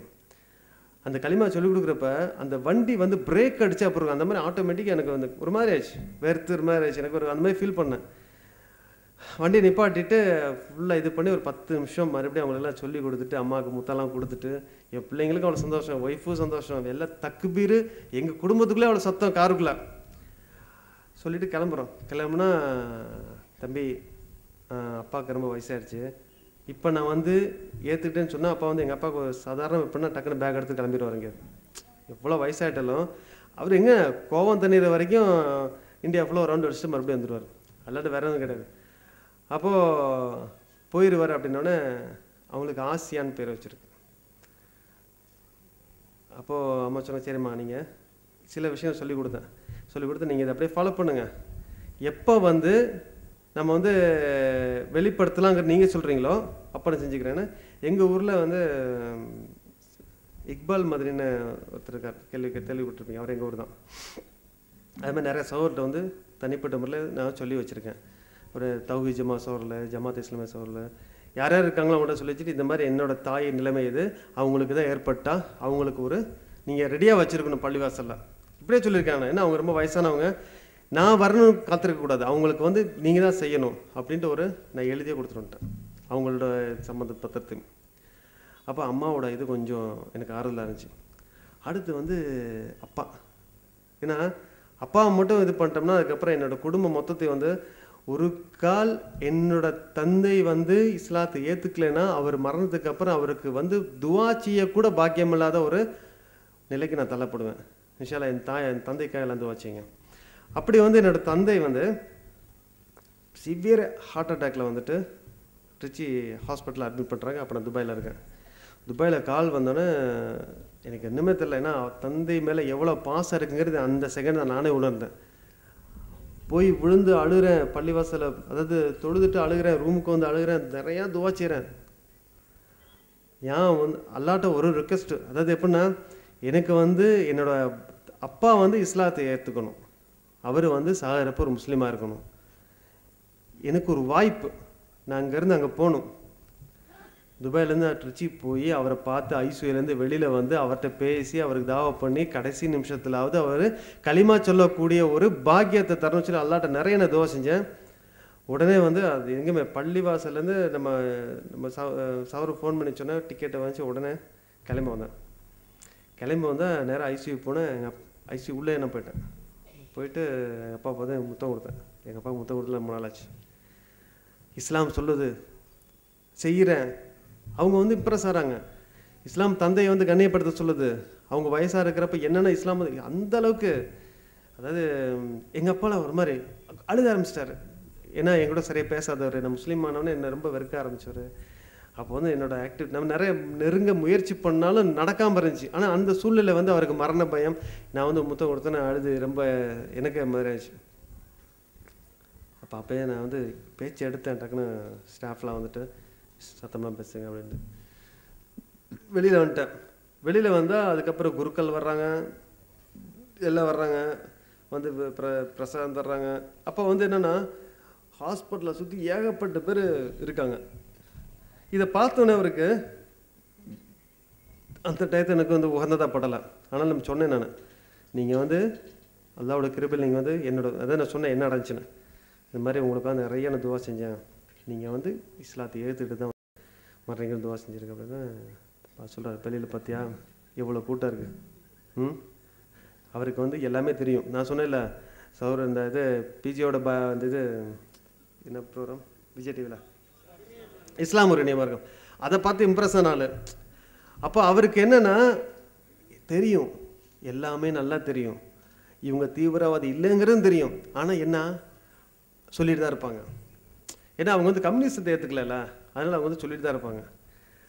அதாவது இந்த இந்த ஒரு குரான் வசனம் ஒத்துப்போமா நமக்கு தெரியாது. அல்லாஹ் குரானில் சூரத்துல் பக்கரா 120 வசனத்தில் வலன் தரல அன்கல் யஹூது வ நசரா ஹத்தா தத்தபிய மில்லத்தகும், நபிய யூதர்களும் கிறிஸ்தவர்களும் உண்மை ஒருபோதும் திருப்தி அடைய மாட்டார்கள், நீங்கள் அவர்கள் மார்க்கத்தை பின்பற்றும் வரை. அப்போ இவங்களும் அந்த கேட்டகரியில் வருவாங்களேன்னு அல்லா அறிவான். ஏன்னா இவங்க வந்து கம்யூனிசமும் ஜிந்தாபாத் கொடி பிடிச்சோன்னா அவங்களும் முஸ்லீமாக வரமா அப்படின்றவாங்க. அவங்களுக்கு வந்து என்னைக்கு வந்து நம்ம அவங்கள விட்டு விலகி நின்று அவங்கள விமர்சனம் பண்ணுறோமோ அந்த விமர்சனம் பண்ணுற அத்தனை காலமும் நம்மளை எதிரியாக தான் பார்ப்பாங்க. அந்த மாதிரி அப்போ வந்து சொல்கிறாங்க, வெளியில் பாரு இவ்வளோ கூட்டம், இந்த கூட்டத்தை விட்டுட்டு நான் தனிமைப்படணுமா அப்படி ஒரு கேள்வி கேட்டாங்க. நான் சொன்னேன், அப்பா இந்த கூட்டம் இங்கே மட்டும்தான் இருக்கும், அங்கே இருக்காது, நானே இருக்க மாட்டேன் அங்கே. நீங்கள் வந்தால் ஒரு கால் நீங்கள் இஸ்லாத்தை ஏற்றுக்கிட்டு நீங்கள் வந்து எனக்கு முன்னாடி நீங்கள் முஸ்லீமாக மரணிக்கப்பட்டு அல்லாஹ் உங்களுக்கு இந்த காலத்தை இப்போ இந்த வயசில் நீங்கள் முஸ்லீமாக ஏற்று இஸ்லாத்தை ஏற்றுட்டு மரணிச்சிங்கன்னா நீங்கள் அல்ஹம்துலில்லாஹ், ஏன்னா தவறு செய்யக்கூடிய வயசும் கிடையாது, ஷிர்க் வைக்காமல் மரணிச்சா அவருக்கு அல்ஹம்துலில்லாஹ் அல்லாஹ் மிகப்பெரிய ஒரு அந்தஸ்து கொடுப்பான். இன்ஷா அல்லாஹ் அவருக்கு அதுவா செய்யுங்க. அப்போ அவர்கிட்ட வந்து தெளிவாக சொல்கிறேன் நான், நீங்கள் இங்கே மட்டும் பார்க்குறீங்க, இன்றைக்கி இந்த கூட்டம் இருக்குது, ஒரு கால் பதவி இல்லை பணம் இல்லை அப்படின்னா ஒரு பயம் இருக்க மாட்டோம். நம்ம பார்க்குறோம் எந்த இடத்துல வந்து அதிகமாக இருக்குது, ஒரு பதவி பலம் இருக்கணும், பணபலம் இருந்தால் தான் அந்த இடத்துல வந்து கூட்டம் வரும். நான் வந்துட்டு போனேன்னு சொல்லுங்கன்னு ஒரு சொல்லிட்டு போவாங்க. ஐசியூவில் இருக்காங்க, ஒருத்தர் வர்றாங்க என்கிட்ட சொல்லிட்டு போகிறேன், நான் வந்துட்டு போனேன்னு சொல்லுங்கள். ஏன் உன்னோட தேவைக்கு பார்க்க வந்தியா, அவர் நீ வந்துட்டு போகணும் தெரிஞ்சிருக்காக பார்க்க வந்தியா இப்படி நான் கேட்டேன். அப்போ கொஞ்சம் சலசலப்பெலாம் வந்துருந்ததில்ல. அந்த மாதிரி நான் வந்து அவங்கள வந்து எல்லாத்தையும் அவாய்ட் பண்ணுங்கிறதுக்காக தான் வந்துட்டு நான் அந்த மாதிரி கேட்டிருந்தேன். அப்போது என்னோட தந்தை சொன்ன விஷயம் அந்த மாதிரி ரொம்ப மன உளைச்சலோட திருச்சியில் வந்து அப்போ எங்கள் வீடு வந்து மணப்பாறை. அப்போ என் ஃபேமிலியில் அந்த ஃபெமினா ஹோட்டலில் தங்க வச்சுட்டு நான் எங்கள் வீட்டுக்கு, ஏன்னா இன்னொரு அண்ணன் இருக்கா அப்படின்னு, ரெண்டாவது அண்ணன் அவர் பேர் ராஜேந்திரன். அவர் வந்து பிரெயின் டியூமரில் பாதிக்கப்பட்டு 15-20 வருஷம் ஆச்சு, படுத்த படுக்கையாக தான் இருக்கு, அப்படி இன்னும் உயிரோடு தான் இருக்கு அப்படி. ஆனால் நல்லா சிந்திக்கக்கூடிய ஆற்றலுடையவர், தெய்வ பக்தி ஜாஸ்தி, உடல் வளர்ச்சி கிடையாது, மன வளர்ச்சி அல்ஹம்துலில்லாஹ். அப்போ அவர்கிட்ட வந்து அவரை பார்க்கணும். நான் போகிறப்ப தனிமையை வந்து நான் யூஸ் பண்ணிக்கணும்னா எப்போவுமே வந்து எங்கள் வீட்டில் ஆள் நிறையா இருப்பாங்க. அப்பாட்ட கேட்குறேன், ஒவ்வொரு விஷயம் வந்து இஸ்லாத்தை எத்தி வைக்கிறேன், ஒவ்வொரு விஷயம் சொல்கிறேன். அவர் கண்ணில் இருந்து கண்ணீர் அப்போ பார்க்க முடிஞ்சு. இவ்வளோ நாள் ஏன்டா எனக்கு சொல்லலான்னு கேட்டாப்படி. எனக்கு எப்படி வந்திருக்கும், ஏன் அப்படி கேட்டாப்புனா, நான் வந்து இவர் சொன்னால் புரிஞ்சிக்க மாட்டாருங்கிறதுக்காக வந்துட்டு நான் வந்து அவர் வந்து நான் வந்து ஒரு மைண்ட் ஒரு இதாகவே எடுத்துக்கிறதில்ல. ஏன்னா அவர் தான் வந்து மனதால் எல்லாத்துலேயும் பாதிக்கப்பட்டிருக்காரு. அது பிரெயின் டியூமரில் தலையில் ஆப்ரேஷன் பண்ணி அவரை வந்து பார்த்திங்கன்னா பேசினா யாருக்குமே சரியாக புரியாது, எங்களுக்கு மட்டும் தான் புரியும். வீட்டில் வந்து அடிக்கடி பேசக்கூடியவங்க மட்டும் தான் அவர் என்ன பேசுகிறாங்கிறது புரியும். அப்புறம் அவர் என்கிட்ட கேட்ட கேள்வி என்னன்னா, இவ்வளோ நாள் ஏன்டா என்கிட்ட சொல்லலை அப்படின்னு சொல்கிறேன். அப்படி நான் அதுக்கப்புறம் நிறையா வந்து அழுதுட்டேன் அந்த இடத்துல. அப்போ அந்த அண்ணனுக்கு வந்து இந்த அளவுக்கு சிந்திக்கக்கூடிய ஆற்றல் இருக்குன்னு அந்த தனிமை தான் எனக்கு உணர்த்துச்சு. இந்த தனிமையில் இருக்கிறப்ப தான் அவர்கிட்ட பேசுகிறப்ப இந்த அளவுக்கு பிரில்லியண்ட்டா அப்படின்னு. அப்புறம் சொல்கிறேன், அப்படி நீ வந்து அண்ணன்ட்ட பேசியிருக்க நான் கேட்டிருக்கேன், அப்பாட்ட பேசிகிட்டு இருக்கேன் நான் கேட்டிருக்கேன், இதெல்லாம் கேட்க கேட்க என்கிட்ட என்ன வந்து பேசலை, என்னோட இதுன்னு கேட்டிருக்கணும்ல நீ அப்படின்னு சொல்லிட்டு அவர் வந்து ரொம்ப சந்தோஷமாகிடுச்சு. அவர் வந்து அந்த அப்போ தான் அவர் இஸ்லாத்தை ஏற்றுக்கிறாரு. எங்கள் அண்ணன் இஸ்லாத்தை ஏற்றுட்டு அவருக்கு உமர்னு பேர் வச்சேன். பெரிய ஆள் பேர் உமர் தான். அது பின்னாடி இவருக்கு வந்து உமர்னு பேர் வச்சேன். பேரை வச்சோன்னே அவருக்கு வந்து அதாவது அந்த மனனம் செய்யக்கூடிய சக்தி கிடையாது, எதுவுமே கிடையாது. 3 விஷயம் மட்டும்தான் அவருக்கு திக்ரு சொல்லி கொடுத்துருக்கேன். அதுமாதிரி ஒரு சின்ன சின்ன சூறா மனப்பாடம் பண்ணி அவர் வந்து எனி டைம் பார்த்தீங்கன்னா சேரில் அப்படியே தான் உட்காந்துருப்பார். ஸோ அவருக்கு வந்து ஸ்பெஷலாக என்ன ஸ்பெஷல் நீட்ஸ் அவர் என்னங்கிறது அதான் அறிவான். நான் நிறைய பேர்ட்டு கேட்டேன். அவருக்கு வந்து எந்திரிச்சு சொந்தமாக நடக்கவும் முடியாது, உட்காந்த இடத்துல தான் யூரின் போகணும், எல்லா விஷயம் இருக்குது.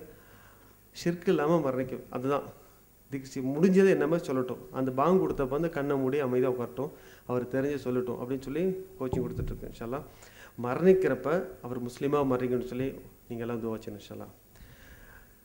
2வது பெரியண்ணை வந்து நான் வந்து கிட்டத்தட்ட நான் ரொம்ப நாள் ஃபைட் பண்ணி அவர் சொல்லி கடைசியில் அவராகவே ஒரு காலகட்டத்தில் வந்து இஸ்லாத்தை ஏற்றுக்கிட்டு அவரை சொந்தமாக மெட்ராஸில் ஒரு சென்னையில் போயிட்டு ஒரு அமைப்போட தலைமையகத்துக்கு போய் இஸ்லாத்தை ஏற்றுக்கிட்டு அவருக்கு சொந்தமாகவே, ஏன்னா வந்து உமர்களோட சரித்திரம் நிறையா படிச்சிருக்காரு. அவரோட ஆட்சி முறை வந்து ரொம்ப பிடிக்கும் அவருக்கு. அதில் உமர்னு சொல்லி தன்னோட பேர் அவரே மாற்றிக்கிட்டார். அப்போ எங்கள் வீட்டில் மொத்தம் 2 உமர், ஒரு ஆசியா, ஒரு யாசர். இப்போ வந்து என்னோடய குடும்பத்தில் இருந்து தாய்க்கள் அப்படின்னு பார்க்க போகிறப்ப இஸ்லாத்தை எடுத்து சொல்கிறது. இப்போ எங்கள் அம்மா கூட பார்த்திங்கன்னா சில இடத்துல வந்துட்டு எங்கள் வீட்டில் வேலை பார்க்குறாங்க. இப்போ ஒரு சேர்த்துருக்காங்க, ஒரு முஸ்லீம் லேடி தான். அந்த முஸ்லீம் லேடி வந்து அம்மா நான் பிரான் மலை போகிறேம்மா அப்படின்னு. அவங்களுக்கு எங்கள் அம்மா வந்து வெளிப்படுத்தாமலே இஸ்லாம் வந்து இஸ்லாத்தை ஏற்றுக்கிட்டேன்னு சொல்லி அவங்கள்ட்ட வெளிப்படுத்தாமலே அவங்கள தௌஹீது கொண்டு வந்திருக்காங்க. அதாவது தர்கா வழிபாட்டில் ஊறி கிடந்த அந்த தாய், ஒரு அந்த வீட்டில் வேலை பார்க்கக்கூடிய ஒரு வயசானம்மா இன்றைக்கி வந்து தௌஹீதில் வந்து அல்ஹம்துலில்லாஹ் இதாக இருக்காங்க. இப்போ என்னோடய குடும்பத்தை விட்டு அப்படியே கொஞ்சம் வெளியில் வந்து பொதுவான கருத்தை மக்கள்கிட்ட வந்து பேச ஆரம்பித்தேன். எப்படின்னு கேட்டிங்கன்னா, எப்படி நம்ம வந்து மற்ற மதத்தவர்கள்ட்ட எப்படி பழகணும். நம்ம வந்து நம்ம என்னென்னா நம்ம ஒரு சமுதாய மக்கள்கிட்ட அதிகமாக ஒரு இன்ஃபீரியாரிட்டி காம்ப்ளெக்ஸ் இருக்குது. நம்ம எதாவது பேசினா தப்பாக எடுத்துக்கோங்களா, நம்ம பெரிய தாடி வச்சுருக்கோமே, நம்ம வந்து இப்படிலாம் இருக்கோமே, தப்பாக எடுத்துக்கோங்களோ அப்படின்னு சொல்லி நம்ம நிறைய வந்து விட்டு விலகியே இருக்கோம். சமீபத்தில் இப்போ இந்த ப்ரோக்ராம் வர்றதுக்காக நான் வந்து மும்பையில் தான் இறங்கினேன். ஏன்னா இங்கே வந்து டிக்கெட் எங்கே கிடைக்கல, ரொம்ப காஸ்ட்லியாக இருந்துச்சு. இன்னும் டிக்கெட் இல்லை, இந்த தமிழ்நாடு கேரளா எங்கேயுமே கிடையாது. மும்பையில் இறங்கி அங்கேருந்து ட்ரெயினில் பாலக்காடு வரணும். வந்துட்டு இருக்கப்போ ஒரு 4 சவரல் அங்கே குஜராத்தோ ஏதோ தப்லீக் சவரல் நினைக்கிறேன், அவங்களும் வந்திருக்காங்க. அவங்க நம்ம ஊருக்காரங்க மாதிரி தெரில, நம்ம ஊர் தப்லீக் சவரல் நமக்கு தெரியுமே. ஒரு 5-6 பேர் உட்காந்துருக்காங்க. இந்த பக்கம் ஃபுல்லாக இந்த மாற்று மசால் இருக்காங்க. அவங்க கூட நான் உட்காந்துருக்கேன். நான் வந்து எல்லார்ட்டையும் பழகிட்டு இருந்தேன். எல்லா குழந்தைகளும் என்கிட்ட வந்து விளையாண்டாங்க. அவங்களுக்கு நான் ஃபுட்டு வாங்கி கொடுக்க, அவங்களுக்கு ஃபுட்டு வாங்கி கொடுக்க, இப்படியே நான் அவங்கள்ட்ட இஸ்லாத்தையும் சொல்லிக்கிட்டு அவங்கள்ட்ட, அதாவது எப்படின்னா இஸ்லாத்தை சொல்லணுங்கிற நமக்கு நோக்கம். இன்னும் நம்மளோட இயல்பான ஒரு வாழ்க்கை எப்படி இருக்கணும், ஒரு முஸ்லீமோட வாழ்க்கை மற்ற மதத்தை இருக்கிற சகோதர சகோதரிகிட்ட வந்து ரொம்ப இனிமையாகவும் நல்ல ஒரு ஒழுக்கமாக பழகணும்.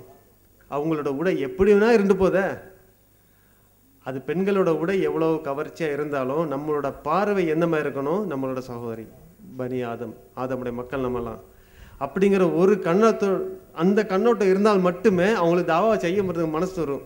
இல்லை நம்மளோட பார்வை வேற மாதிரி போயிடும். அப்படி வந்து அந்த இது நான் வந்து சொல்லிகிட்டே இருக்கேன். இவங்க என்ன தெரியுங்களா பண்ணாங்க, அது ரொம்ப, அதாவது நான் வந்து என்னையவே கோவப்பட வச்சிட்டாங்க.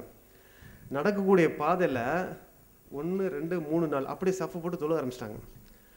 குழந்தைங்க ஒன்றுக்கு போய் வெயிட் பண்ணுறாங்க, பாத்ரூம் போய் வெயிட் பண்ணுறாங்க. இங்கே வந்து கையை அப்படி வச்சுட்டு இந்த பக்கம் அந்த பக்கம் 2 பேர் காவல் இப்படி வச்சுட்டு யாரும் விட மாட்டேன்ட்டு. இந்த தொழுகை உங்களுக்கு யார் சொல்லி கொடுத்தா?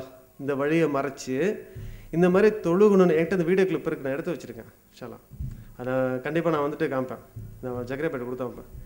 அப்போ என்னென்னா இந்த மாதிரி தொழுகை வந்து யார் கொடுத்தா? அவங்கள்ட்ட பேசுகிறேன். மகரீப் தொழுகை நடக்குது. நான் மகரீப் தொழுகையில் உட்கார்ந்த இடத்துலையே மகரீபும் இஷாவும் ஜம்மு கசரு பண்ணி தொழுது முடிச்சாச்சு. இவங்க வந்து கிட்டத்தட்ட ஒரு 1000 கிலோமீட்டர் பக்கம் ட்ராவல் பண்ணி வந்துட்டாங்க. வந்ததுக்கப்புறம் மகரீப் தொழுகிறாங்க, தொழுது முடிச்சுட்டு இஷா தொழுவில் மறுபடியும் பிளாக். நான் அதுக்கு இடையில நான் பேசுகிறேன், யார் உங்களுக்கு சொல்லி கொடுத்தா அந்த மாதிரி அப்படின்னு. நீ என்ன என்னம்மா கேட்டாங்க, நஜாத்தா, நீ நஜாத்தா அப்படின்னாங்க. நஜாத்தா ஹா பாய், ஹராமி அப்படின்னு. அப்போ என்னென்னா அடுத்த வார்த்தை நான் கேட்குறேன், நான் எவ்வளவோ காம்ப்ரமைஸ் பண்ணுறேன். இன்னொரு விஷயம் வந்து என் பக்கத்தில் ஒருத்தர் ஒரு சாமியார், இந்து சாமியார், அவர் நல்லா பேசிகிட்டு இருந்தேன். அவர்கிட்ட நிறைய டிஸ்கஸ் பண்ணி நிறையா பேசிகிட்டு இருந்தோம். அப்போது அவருக்கு வந்து டயபிட்டிஸ், ஏதாவது சாப்பிட்ணும். இப்போ என்கிட்ட ஒன்றும் கிடையாது. அவங்க வந்து பார்த்தீங்கன்னா நிறைய வாழைப்பழம், நிறைய பிஸ்கட் நிறைய வச்சு ஓப்பனா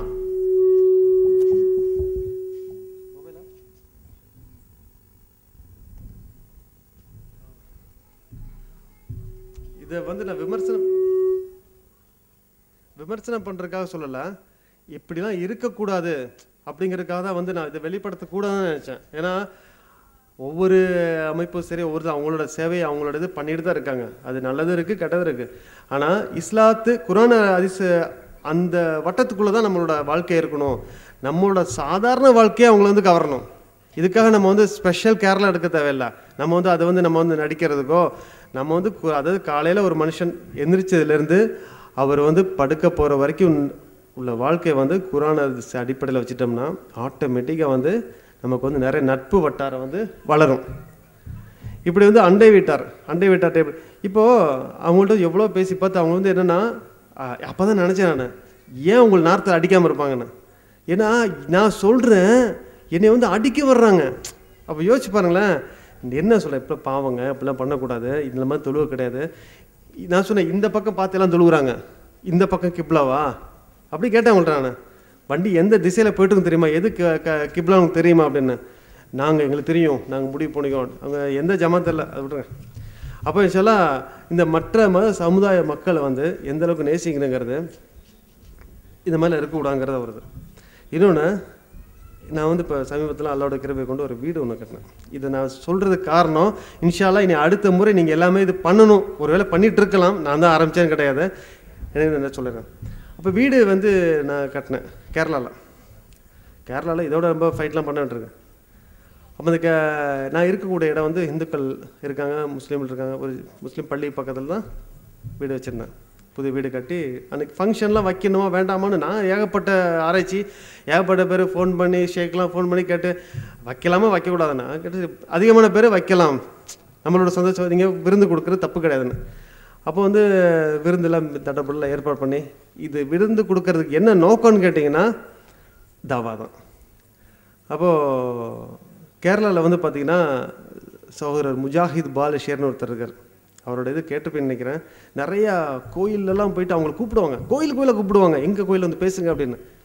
நம்ம வந்து போய் கேட்க வேண்டாம், உங்கள் கோயிலில் வந்து நாங்கள் ப்ரோக்ராம் வைக்க போகிறோன்னு. அவங்களே கால் பண்ணி எங்கள் கோயிலில் ஒரு ப்ரோக்ராம் பண்ண முடியுமான்னு. என்னது மத நல்லிணக்கம் சொல்லி ஒரு நம்ம அங்கே வைப்போம்ல, அந்த மாதிரி. அதை எப்படி அவர் மாற்றினார்னா மனித நல்லிணக்கம்னு மாற்றினார். மனித நல்லிணக்கம், அது மத நல்லிணக்கம் கிடையாது, இது மனித நல்லிணக்கம்னு சொல்லி அவர் வந்து மாற்றினார். அந்த ப்ரோக்ராம், அதாவது மணிமேல க்ஷேத்திரம்னு சொல்லிட்டு ஒரு கோயில் அந்த ப்ரோக்ராமோட சிடி, அது எந்த ஒரு ஹிந்து பார்த்தாலும், எந்த ஒரு கிறிஸ்தவன் பார்த்தாலும், எந்த ஒரு முஸ்லீம் பார்த்தாலும் அவனுக்கு வந்து பெரிய ஒரு மனமாற்றம் ஏற்படும். அந்த மாதிரி நல்ல ஒரு ஸ்பீச் இருக்கும் அதில், அவரோட ஸ்பீச். அந்த சிடி, இன்னும் கொஞ்சம் புக்ஸு, கோயம்புத்தூர்லேருந்து லாலா ஸ்வீட்டில் ஒரு 1/2 கிலோ ஸ்வீட் எல்லாம் பேக் பண்ணி ரெடியாக இருக்குது. எந்தெந்த வீட்டில் அழைப்பு கொடுத்தோமோ எல்லாம் வந்தாங்க, நல்ல விருந்து கொடுத்து அவங்களும் கொஞ்சம் கிஃப்ட் கொண்டு வந்தாங்க. போகிறப்ப எல்லா நான் முஸ்லீம் கையிலையும் இந்த கிஃப்ட்டை கொடுத்தோம். அதில் வந்து ஒரு நாயர் ஃபேமிலி, ரொம்ப ஆச்சாரமான குடும்பம், 2 பொண்ணு பெண் பிள்ளைங்க, +2 ஒரு ஃபஸ்ட் இயர் படிக்கிற பிள்ளைங்க. டக்குன்னு அந்த இடத்துல உட்காந்து, ஏன்னா அவங்க கொஞ்சம் அட்வான்ஸாக இருப்பாங்க எல்லா விஷயத்துலையும், உட்காந்து அந்த புக்கை எடுத்து பார்த்துட்டு, அச்சா ஏன் பறஞ்சல இதான புக்குன்னு ஒரு புக்கை தேடிட்டு இருந்திருக்காங்க. அந்த புக்கு அவங்களுக்கு கிடச்சிருக்கு. அதாவது இஸ்லாத்தை தெரிஞ்சுக்கணுங்கிறதுக்காக எந்த ஒரு புக்கு வந்து தேடிட்டு இருந்தாங்களோ அந்த புக்கு அந்த இடத்துல வந்து என் மூலியமா அல்லாஹ் அவங்களுக்கு கொடுத்துருக்கான். அப்போ வந்து எனக்கு ரொம்ப ஒரு இதாகிடுச்சு. அப்போ உட்காந்து படிக்க ஆரம்பிக்குது. பேஜ் நம்பர்லாம் தெரிஞ்சிருக்கு, விஷயம்லாம் தெரிஞ்சு வச்சுருக்காங்க, எங்கேயோ போய் படிச்சிருக்காங்க அந்த புக்கை. ஒரு முறை மட்டுமே படிச்சுட்டு அந்த பொண்ணு வந்து சின்ன பொண்ணு சொல்லுது, இந்த பேஜ் இல்லை அந்த பேஜ் பாரு, அந்த விஷயம். ஏன்னா அந்தளவுக்கு வந்து இஸ்லாத்தை வந்து தெரிஞ்சுக்கணுங்கிறது மக்கள் எவ்வளவோ தயாராக இருக்காங்க, நம்ம தயாராகிறது தான் முக்கியம். இப்போது எனக்கு வந்து ஒரு 4 பேரை பார்த்து, எனக்கு வந்து எப்படின்னா பப்ளிக் ரிலேஷன் அப்படிங்கிற ஒரு இது இருக்குது, அந்த ஃபீல்டில் தான் இருந்தேன் நான் துபாயில். சரி, பப்ளிக் இப்போ வந்து அல்லாவோட கிருபை கொண்டு, அதாவது ஜக்கரியா பைக் தெரியும், ஜக்கரியா பைகிட்ட வந்து எந்த அளவுக்கு வந்து நான் ஒரு 2 ரூபா இன்னும் ஒரு 10 ரூபா வாங்குறதுக்குலாம் ரொம்ப, ஏன்னா அந்தளவுக்கு இங்கேருந்து மறுபடியும் நான் போகணும். அந்த மாதிரி இன்னும் பொருளாதாரத்தில் எந்த அளவுக்கு நான் இருந்தேன் அப்படிங்கிறது ஒருவேளை இந்த சீடி பார்க்கக்கூடிய மற்ற சோழலுக்கும் தெரியும். நான் கோயம்புத்தூரில் பொருளாதாரத்தில் எந்த அளவுக்கு சிரமப்பட்டு இருந்தேன்னு. இன்றைக்கி வந்து அல்லாஹ்வுடைய கிருபை கொண்டு நான் வந்து சொந்தமாக ஒரு துபாயில் பிஸ்னஸ்லாம் ஆரம்பித்தேன்.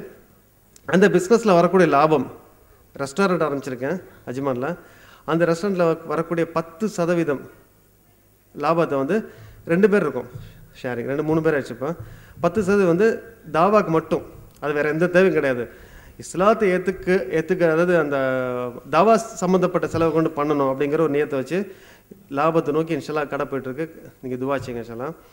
இது வந்து இது மட்டும் இல்லை, இன்னும் நிறையா ஸ்தாபனம் ஆரம்பிக்கிறதுக்கு உண்டான எல்லா முயற்சி நடந்துகிட்ருக்கு. எத்தனை ஸ்தாபனம் ஆரம்பித்தாலும் 10லேருந்து இன்னும் கொஞ்சம் கூட இது பண்ணி தாவாக்கு, ஏன்னா பொருளாதாரம் வந்து சவாலாகவே இருந்துச்சு இவ்வளோலாம். இனி வந்து அதை முறியடிக்கணுங்கிறதுக்காக தான் நம்மளோட சொந்த முயற்சியில் இன்ஷால்லா அல்ல மிகப்பெரிய ஒரு வெற்றி கொடுத்துருக்கான். இன்னும் லாபத்தை நோக்கி போயிட்டுருக்கடா இல்லை. அப்போ இந்த பொருளாதாரம் வந்து மிகப்பெரிய ஒரு சவாலாக இருந்த காலகட்டத்தில் நம்ம வந்து என்ன பண்ணோம், ஆடம்பரத்தை விரும்புறது கிடையாது. ஆடம்பரம் கேட்டிங்கன்னா எளிமை, அது வந்து மற்றவங்க நிறைய பிடிச்சிருந்துச்சு. இன்னொன்று என்னென்னா, நம்மளே சும்மா இருந்தால் கூட மற்றவங்க வந்துட்டு ஒரு கேட்கக்கூடிய நிலைமைக்கு தள்ளிடுறாங்க. அது நீங்கள் சொல்ல ஒருத்தர் வந்து ஒரு சோறு இஸ்லாத்தை ஏற்றுட்டு வர்றாருன்னா அவருக்கு வந்து என்ன தேவைங்கிறது முதல் நம்ம தெரிஞ்சு வச்சுருக்கணும். அல்லது தாவா சென்டர் தெரியும் அவருக்கு என்ன பண்ணணும், அவர் வாழ்க்கை முத்துறது என்ன பண்ணணும். இப்போ எத்தனை பெண்கள் இதை சொல்ல மாட்டேன், பெண்கள் அதாவது ஏகப்பட்ட சோறில் வந்து பெண்ணு கிடைக்காம இருந்துகிட்ருக்கோம். எனக்கே வந்து இப்போ வந்து எவ்வளோ லக்கில் தான் பொண்ணு கொடுத்தாங்க. ஏன்னு கேட்டால் யோசிக்கிறாங்க, ஒரு சகோதரி வந்து இஸ்லாத்தை ஏற்று வந்துட்டா அவருக்கு பொண்ணு கொடுக்கறதுக்கோ மாப்பிள்ளை கொடுக்கறதுக்கோ என்ன நினைக்கிறாங்கன்னா, நாளைக்கு வந்து குழந்தை குட்டி ஆச்சுன்னா யார் சப்போர்ட் இல்லையே, அது சப்போர்ட் இல்லையே, எல்லாம் மறந்துடுறாங்க. மரியல் நபி எப்படி இருந்தாங்க, அந்த இதெல்லாம் படிச்சுட்டு வந்தோம்னா இதெல்லாம் மேட்டர் கிடையாது. நம்ம என்ன தியாகம் பண்ணிட்டோம், ஒவ்வொரு சஹாபாக்கூட வாழ்க்கையை பார்க்குறப்ப நமக்கு வந்து ஒன்றுமே செய்ய கிடையாது, இனிதான் செய்யணும் இன்ஷால்லா. அப்படி இருக்கப்ப அந்த திருமண விஷயம் இதில் வந்து எல்லாருமே ஒன்று கவனமாக இருக்கணும். தன்னோட குடும்பம், நமக்கு ஒரு 3 பையன் இருக்கானா, ஒரு பையனுக்கு நம்ம வந்து இஸ்லாத்தில் வந்து பொண்ணு எடுக்கலாம். நமக்கு 3 பொண்ணு இருக்கா, இன்ஷால்லா ஒரு பொண்ணு எப்படி, அதாவது 3மே கொடுக்கலாம், பிரச்சனை கிடையாது. அது அவங்க குடும்ப சூழ்நிலை பொறுத்து 3மே கொடுத்தாலும் சரி, என்னது சரி. இது வந்து நம்ம குடும்பத்துக்குள்ளே ஒன்று இஸ்லாத் தெளிவு வந்த பொண்ணுங்களுக்கு வந்து 2ஆம் கல்யாணம் தான் வருது அதிகமாக. அதே மாதிரி இஸ்லாத் தெளிவு வர பையனுக்கு பார்த்தீங்கன்னா வீட்டோட மாப்பிள்ளை வரையா வர்றதுன்னா வா இல்லைன்னா போ அப்படிங்கிறாங்க. ஸோ இது வந்து சாதாரணமாக அதாவது என்னை பொறுத்த வரைக்கும் இந்த ஊர் இந்த பகுதியை பற்றி எனக்கு ஒன்றுமே தெரியாது. நான் எங்கள் ஊரை என்ன நடந்துகிட்ருக்கோம், இன்றைக்கி என்ன நடந்துக்கு அதான் பேசுகிறேன். திண்டுக்கல் திருச்சி அந்த பக்கம் இன்றைக்கி அதான் நடந்துகிட்ருக்கு. ஒரு ஆள் இஸ்லாத்தை வந்துட்டார்னா அவன் வந்து ஏதாவது பெரிய தப்பு பண்ணிக்கிட்டு வந்துட்டானோ, இங்கே வந்து மறுபடியும் நம்ம சரி பண்ணுறதுக்கு அப்படி தான் நினைக்கிறாங்க. அதில் இந்த பெண் குடுக்கல் இந்த மாதிரி கல்யாண விஷயத்தில் வந்து இன்ஷால்லா நம்ம வந்து மேக்சிமம் நமக்கு வந்து ஒரு பிரச்சாரமே பண்ணணும், இது சரியாக இருக்கிறதுக்கு. 3வது விஷயம் என்ன கேட்டிங்கன்னா, அஜ்மானில் வந்து நாங்கள் ஒரு தாவா சென்டர் நடத்திட்டுருக்கோம். அது லீகலு கிடையாது. நாங்கள் வந்து சும்மா சின்னதாக வந்துட்டு அங்கே இருக்கிற நான் முஸ்லீமுக்கு வந்துட்டு இஸ்லாத்தை சொல்கிறதுக்காக அவங்க ஒரு செட்டமாக நடத்திட்டுருக்கோம். இவர் நம்ம சவர் சாலிக், நம்ம சொந்தக்காரன் தான். போன முறை வந்து பேசியிருப்பார்னு நினைக்கிறேன். நாங்களாம் ஒன்றா தான் இருந்தோம், தெரியும் நினைக்கிறேன் இல்லைங்களா அவரை? சாலி, ஆமாம், அப்துல் ரஹ்மான் சாலிக். நாங்களாம் ஒரே ஊர் தான், இப்போ ஊர் கிளம்பிட்டோம். இப்போ இங்கே இஸ்லாத்தில் வந்து பொண்ணு தான் கல்யாணம் பண்ணியிருக்கேன் அவனுக்கு. இப்போ சென்னையில் வந்து அல்ஹம்துலில்லாஹ் பிஸ்னஸ் பார்த்து செட்டில் ஆகிருக்கான். உங்களுக்கு நல்லா சந்ததி கிடைக்கலாம், துவாச்சிங்க இன்ஷால்லா. இப்போ நாங்கள் அஜ்மான் நடத்தக்கூடிய சென்டர் எப்படி எங்கள் நோக்கம் என்னன்னு கேட்டிங்கன்னா, நிறையா மக்கள் அங்கே இஸ்லாத்திலேயே வந்துட்டுருக்காங்க. என்கிட்ட வந்து ஒரு ஹிந்து அமைப்பை சேர்ந்த ஒரு சகோதரர் வந்துட்டு, நான் நல்லா பொருளாதாரத்தில் மேலே வந்ததுக்கப்புறம் ஏதோ ஒரு சந்தர்ப்பத்தில் வந்து என்கிட்ட கேட்டார், நீங்கள் முஸ்லீம் ஆகிட்டீங்களாம்ல அப்படின்னு. ஆமாம் அப்படின்னு. எவ்வளோ பணம் வாங்கினீங்க அப்படின்னு. நான் டக்குன்னு ஒரு செக் எடுத்தேன், இந்த 2 லட்சம். முஸ்லீம் பாரு, நீ ஆரியா சொல்லு, உனக்கு எவ்வளோ கொடுத்தா நீ முஸ்லீம் ஆக சொல்லு, நான் அவ்வளோ தரேன். நான் பணம் இருக்குங்கிற திமிரெலாம் பேச கிடையாது, அவருக்கு உணர்த்தணுங்கிறதுக்காக கேட்டேன். நான் உனக்கு வந்து எவ்வளோ கொடுத்தா முஸ்லீம் ஆவா, அப்போ நீ மாற மாட்டேன்னா நான் மட்டும் இப்படி மாறுவேன், அது எப்படி நீ சொல்லலாம் அப்படின்ட்டு அவருக்கு வந்து இதை வந்து ஒரு நான் எப்படி நினச்சிட்டேன்னா நல்ல ஒரு வாய்ப்பாக நினச்சிட்டு அவரை வந்து கொஞ்சம் ஆரம்பத்தில் கோவப்பட்டு ஏன்னா நெருங்கிய நினைப்பார் தான், அதனால் கோவப்படுறதுக்கு வந்து கோவப்படுவேன், அதை இதாக பேசுவேன். அதுக்கப்புறம் நான் அவருக்கு வந்து சொல்ல ஆரம்பித்தேன்னா இது வந்து உங்களுக்கு இருட்டறையில் எடுக்கக்கூடிய வகுப்பு தான். அந்த வகுப்பில் தான் உங்களுக்கு வந்து இந்த மாதிரி வந்து முஸ்லீம் உங்களை வந்து அப்படியே பிரெயினை கரைச்சிட்டாங்க. பிரெயின் வாஷ் பண்ணி முஸ்லீம்னால இப்படி தான் காசை கொடுத்து மாற்றுவாங்க, பொண்ணை கொடுத்து மாற்றுவாங்க, நாங்கள் பொண்ணு கிடைக்கல நாங்கள் வருத்தப்பட்டு இருக்கோம், இவங்க பொண்ணை கொடுத்து இஸ்லாத்தை மாற்றுறாங்க அப்படின்னு. இந்த மாதிரி நிறையா விஷயங்கள். இன்னும் இந்த லவ் ஜிகாத், இந்த மாதிரி இஸ்லாத்தில் இல்லாததும் முஸ்லீம்கள் செய்யாததும் இன்றைக்கி வரைக்கும் முஸ்லீம்கள் மேலே பழியை போட்டு இன்றைக்கி பழி வாங்கப்பட்டுக்கிட்டு இருக்கு. அப்போ அந்த சோதரை கேட்ட கேள்வி தான், எந்த ஒரு தைரியத்தில் அவங்க சொல்கிறாங்கன்னு தெரியாது. அப்போ பணம் கொடுத்தா மாறுவாங்களா? அதாவது நான் இந்த விஷயம் சொல்லணும், அவ்வளோ கஷ்டப்பட்டுட்டு இருக்கப்ப 2 ரூபாய்க்காக 1 மணி நேரம் பேசிட்டு இருப்பார் சக்கரியா பாய். அப்போலாம் நினைப்பேன் நான், 2 ரூபா 3, இப்போ நான் சொன்னேன் 2000 ஒரு 5 ரூபா டீ குடித்தேன் பாய், யோசிப்பார். அப்போது நான் நினைப்பேன், பணம் கொடுத்தால் அங்கே ஒன்றும் வேலைக்கு ஆகாது. அதாவது பணம் கொடுத்து யாரையுமே இது பண்ண மாட்டாங்க, கரெக்டாக கணக்கு கொடுன்னு கேட்டு வாங்குவார். ரொம்ப சந்தோஷமாக இருக்கும், பெருமையாக இருக்கும். நம்ம இந்த மார்க்கத்தை ஏற்றுட்டுங்கிறது ரொம்ப அன்றைக்கெலாம் சந்தோஷப்பட்டேன். எப்படின்னு கேட்டிங்கன்னா, ஒருவேளை அந்த சிம்பத்தி அதாவது செலவு செய்கிறது வேறு, அது வேறு ட்ராக்ல வரும். அவரோட வேலை செய்கிறாரு. அப்போ சிம்பத்திக்கெலாம் வேலைக்கு இல்லை. பாய் உங்களுக்கு திருப்பி போகிறதுக்கு எவ்வளோ வேணும், போகிறப்ப சாப்பாடுக்கு 10 ரூபா, அப்போலாம் 10 ரூபா தானே, 10 ரூபா டீ கொடுத்தாங்க வச்சு கிளம்ப. அப்போ இப்போ அல்ஹம்துலில்லாஹ், ஏன்னா நல்ல இன்னொன்று நல்ல சென்ட்ரலில் கொண்டு விட்டுருக்கோன்னு சந்தோஷப்படுவேன். இன்றைக்கி வந்து சக்கரையா பாய்க்காக இன்ஷால்லா அவர் இவ்வளோ நினை கேட்டேன், முடியெல்லாம் அரைச்சி போச்சு, எல்லாம் சின்ன பையன் ஓடிட்டுருக்கீங்க, டேபிளெலாம் தூக்கி போட்டுட்ருக்கேன்னு கேட்பேன். அவருக்காக துவா செய்யுங்க இன்ஷால்லா. ஏன்னா இனி வந்து இன்ஷால்லா இந்த இது நிறைய வளர்ந்து எங்களை மாதிரி இஸ்லாத்தை ஏற்றுட்டு வரவங்களுக்கு இது ஒரு அடைக்கலமாகவும், ஏன்னா நாங்களும் அதை விரும்பி தான் ஏற்றுட்டு வரோம். யார் எங்களெல்லாம், அதாவது நான் என்ன கேட்டிங்கன்னா, அந்த 3 மாதம் கோயம்புத்தூர் ஜெயிலெலாம் இருந்திருக்கேன். அந்தளவுக்கு என்னன்னா, கோயம்புத்தூர் ஜெயிலில் போயிட்டு சும்மா அடித்தடி கேஸ் எங்கள் மேட்டுப்பாளத்தில் வச்சு எங்கே வச்சு நானும் என் ஃப்ரெண்டு மோகனும் போய் உள்ளே போட்டாங்க. கோயம்புத்தூர் ஜெயிலில் போய்ட்டு உள்ளே போனேன். அப்போ நான் முஸ்லீம் தானே, அப்போ வந்து கற்றுக்கிட்டு இருக்க பருவம். உள்ளே போய் என்ன தெரியுங்களா, அங்கே ஒரு 200-300 முஸ்லீம் உள்ளே பிடிச்சி போட்டிருக்காங்க. அது முஸ்லீமுக்காக கட்டின ஜெயில் மாதிரி தான் இருக்குது. அதாவது கோயம்புத்தூரில் வந்து ஜெயிலுக்கு போகாத முஸ்லீமை வரல விட்டேன்னிடலாம், சும்மா பொழுதுபோக்கு தூக்கி உள்ளே போட்டுருவாங்க. அப்போ ப்ரிவென்டிவ் அரெஸ்ட்டு, யார் வந்தாலும் சரி, மேலே போனாலும் கீழே அரெஸ்ட்டு, அந்த மாதிரி ஒரு நிலைமையில இருக்குது. அப்படி உள்ளே போனால் ஒரு 200-300 பேர். இந்த 200-300 பேருக்கு அப்போ நான் ஆரம்பத்தை சொல்கிறேன், 98 ஒரு 200 பேருக்குலாம் அங்கே போய் வந்து நான் தான் இமாமா இருந்தாங்க, அமீராவும் போட்டாங்க. என்ன ஓரளவு விஷயம் தெரிஞ்சிருக்கு அப்படின்ட்டு. என்ன விஷயம் தெரிஞ்சிருக்கு, சூழல் பார்த்தியான்னு தெரியும். அப்போ மற்றவங்களுக்கு தெரியாது, என்னங்க இப்படி இருக்கேன். ஆனால் அப்படி இருந்தால் மக்கள் எப்படி இருந்தாலும் நம்ம அல்லாவோட மாஷா அல்லாஹ் பெரிய மாற்றம். அதாவது தௌஹீத் பிரச்சாரத்தில் ரொம்ப இது பண்ணியிருந்தாங்க. அப்போ எல்லாத்துக்கும் தமிழ் எழுதி கொடுத்து சொல்லி கொடுத்து எல்லாத்தையும் இப்போ அங்கே வந்து நிறைய சவரில் நமக்கு வந்து ஹெல்ப் பண்ணாங்க. எப்படின்னா, நான் வந்து தனியானுக்கு வார்டு கொடுத்து எனக்கு ஹாஸ்பிட்டலில் சும்மா அங்கே அப்போலாம் வந்து ஒன்றுமே இருக்காது, மிரட்டினா ஒன்று கடிச்சிடுவாங்க.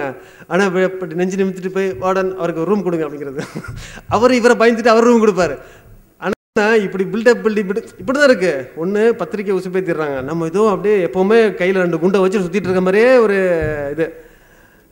யாராவது தனியாக ஒரு முஸ்லீம் போட்டோ கூப்பிட்டு மிரட்டி பாருங்கள், உண்மையிலே அழுதுருவாங்க. அந்தளவுக்கு வந்து ரொம்ப இலகிய மனம் படைச்சவங்க தான். நானும் ஒரு காலத்தை அப்படியே அழைச்சிட்டு இருந்தேன். முஸ்லீம்லாம் யாருங்கிறது அவங்க கூட நான் போய் பழகினேன். பழகினதுக்கு அப்புறம் தான் மாஷா அல்லாஹ் இவ்வளவு, அதாவது எப்படி சொல்லுவாங்க, இவ்வளோ அப்பாவே இருக்காங்களே. அப்போ இவங்களை வச்சு தான் வந்து பொழப்ப ஓட்டிகிட்டு இருக்கோம். ஒவ்வொரு பத்திரிக்கையும் வந்து முஸ்லீம்களை வச்சு பொழப்ப ஓட்டிகிட்டு இருக்காங்க. அவங்களோட டிஆர்பி ரேட் ஏறணும். இன்னொன்று வந்து என்னத்துங்களா, அதெல்லாம் வந்து மாயை தான். மொத்த மீடியா வந்து இன்றைக்கி வந்து இந்த 2% பேர் கையில் தான் இருக்குது. யாரும் தெரியுதா? 2%. நம்ம மக்கள் பார்த்தீங்களா, எல்லாம் எஜுகேட்டடாக இருக்காங்க. அப்போ அந்த மக்கள், அந்த பிராமணரோட கையில் அந்த 2% இருக்கிறனால தான் எல்லா துறையில் வந்து இன்றைக்கி அடக்கி ஆண்டுட்டு இருக்காங்க. ஒரு கற்பனைக்கு வந்து நாங்கள் தான் இப்போ இஸ்லாத்தை ஏற்றுக்கிட்டோம், இன்ஷால்லா இன்னும் கூட்டமாக இஸ்லாத்துக்கு வந்துட்டு இருக்காங்க. ஒரு இந்தியாவில் வந்து முஸ்லீமில் இல்லைங்கிற ஒரு நிலைமையை கற்பனை பண்ணி பாருங்க. இந்துக்கள் நிலைமை, இந்துக்களுக்கு நான் விழிப்புணர்வுக்காக சொல்கிறேன். முஸ்லீம் வந்து உங்களுக்கு இல்லை அப்படின்னா உங்களுக்கு வந்து சம உரிமை பார்க்க முடியாது. முஸ்லீம் இருக்கிற வரைக்கும் தான் சமத்துவம் சகோதரத்தான் நீங்களே பார்க்க முடியும். அவங்க இல்லைன்னா மறுபடியும் வந்து பெண்களை வந்து மேலடை அணியாமல் வரணும், ஆண்களை வந்து மீண்டும் இந்த கொட்டாங்குச்சியில் தான் சரட்டுன்னு சொல்லுவாங்க. எந்த ஊரில் எப்படின்னு தெரில. ஒவ்வொரு டீ கடையிலையும் பார்த்தீங்கன்னா அதில் தான் டீ குடிக்கிறது, தண்ணி குடிக்கிறலாம் அவங்களுக்கு தனியாக இருக்கும்.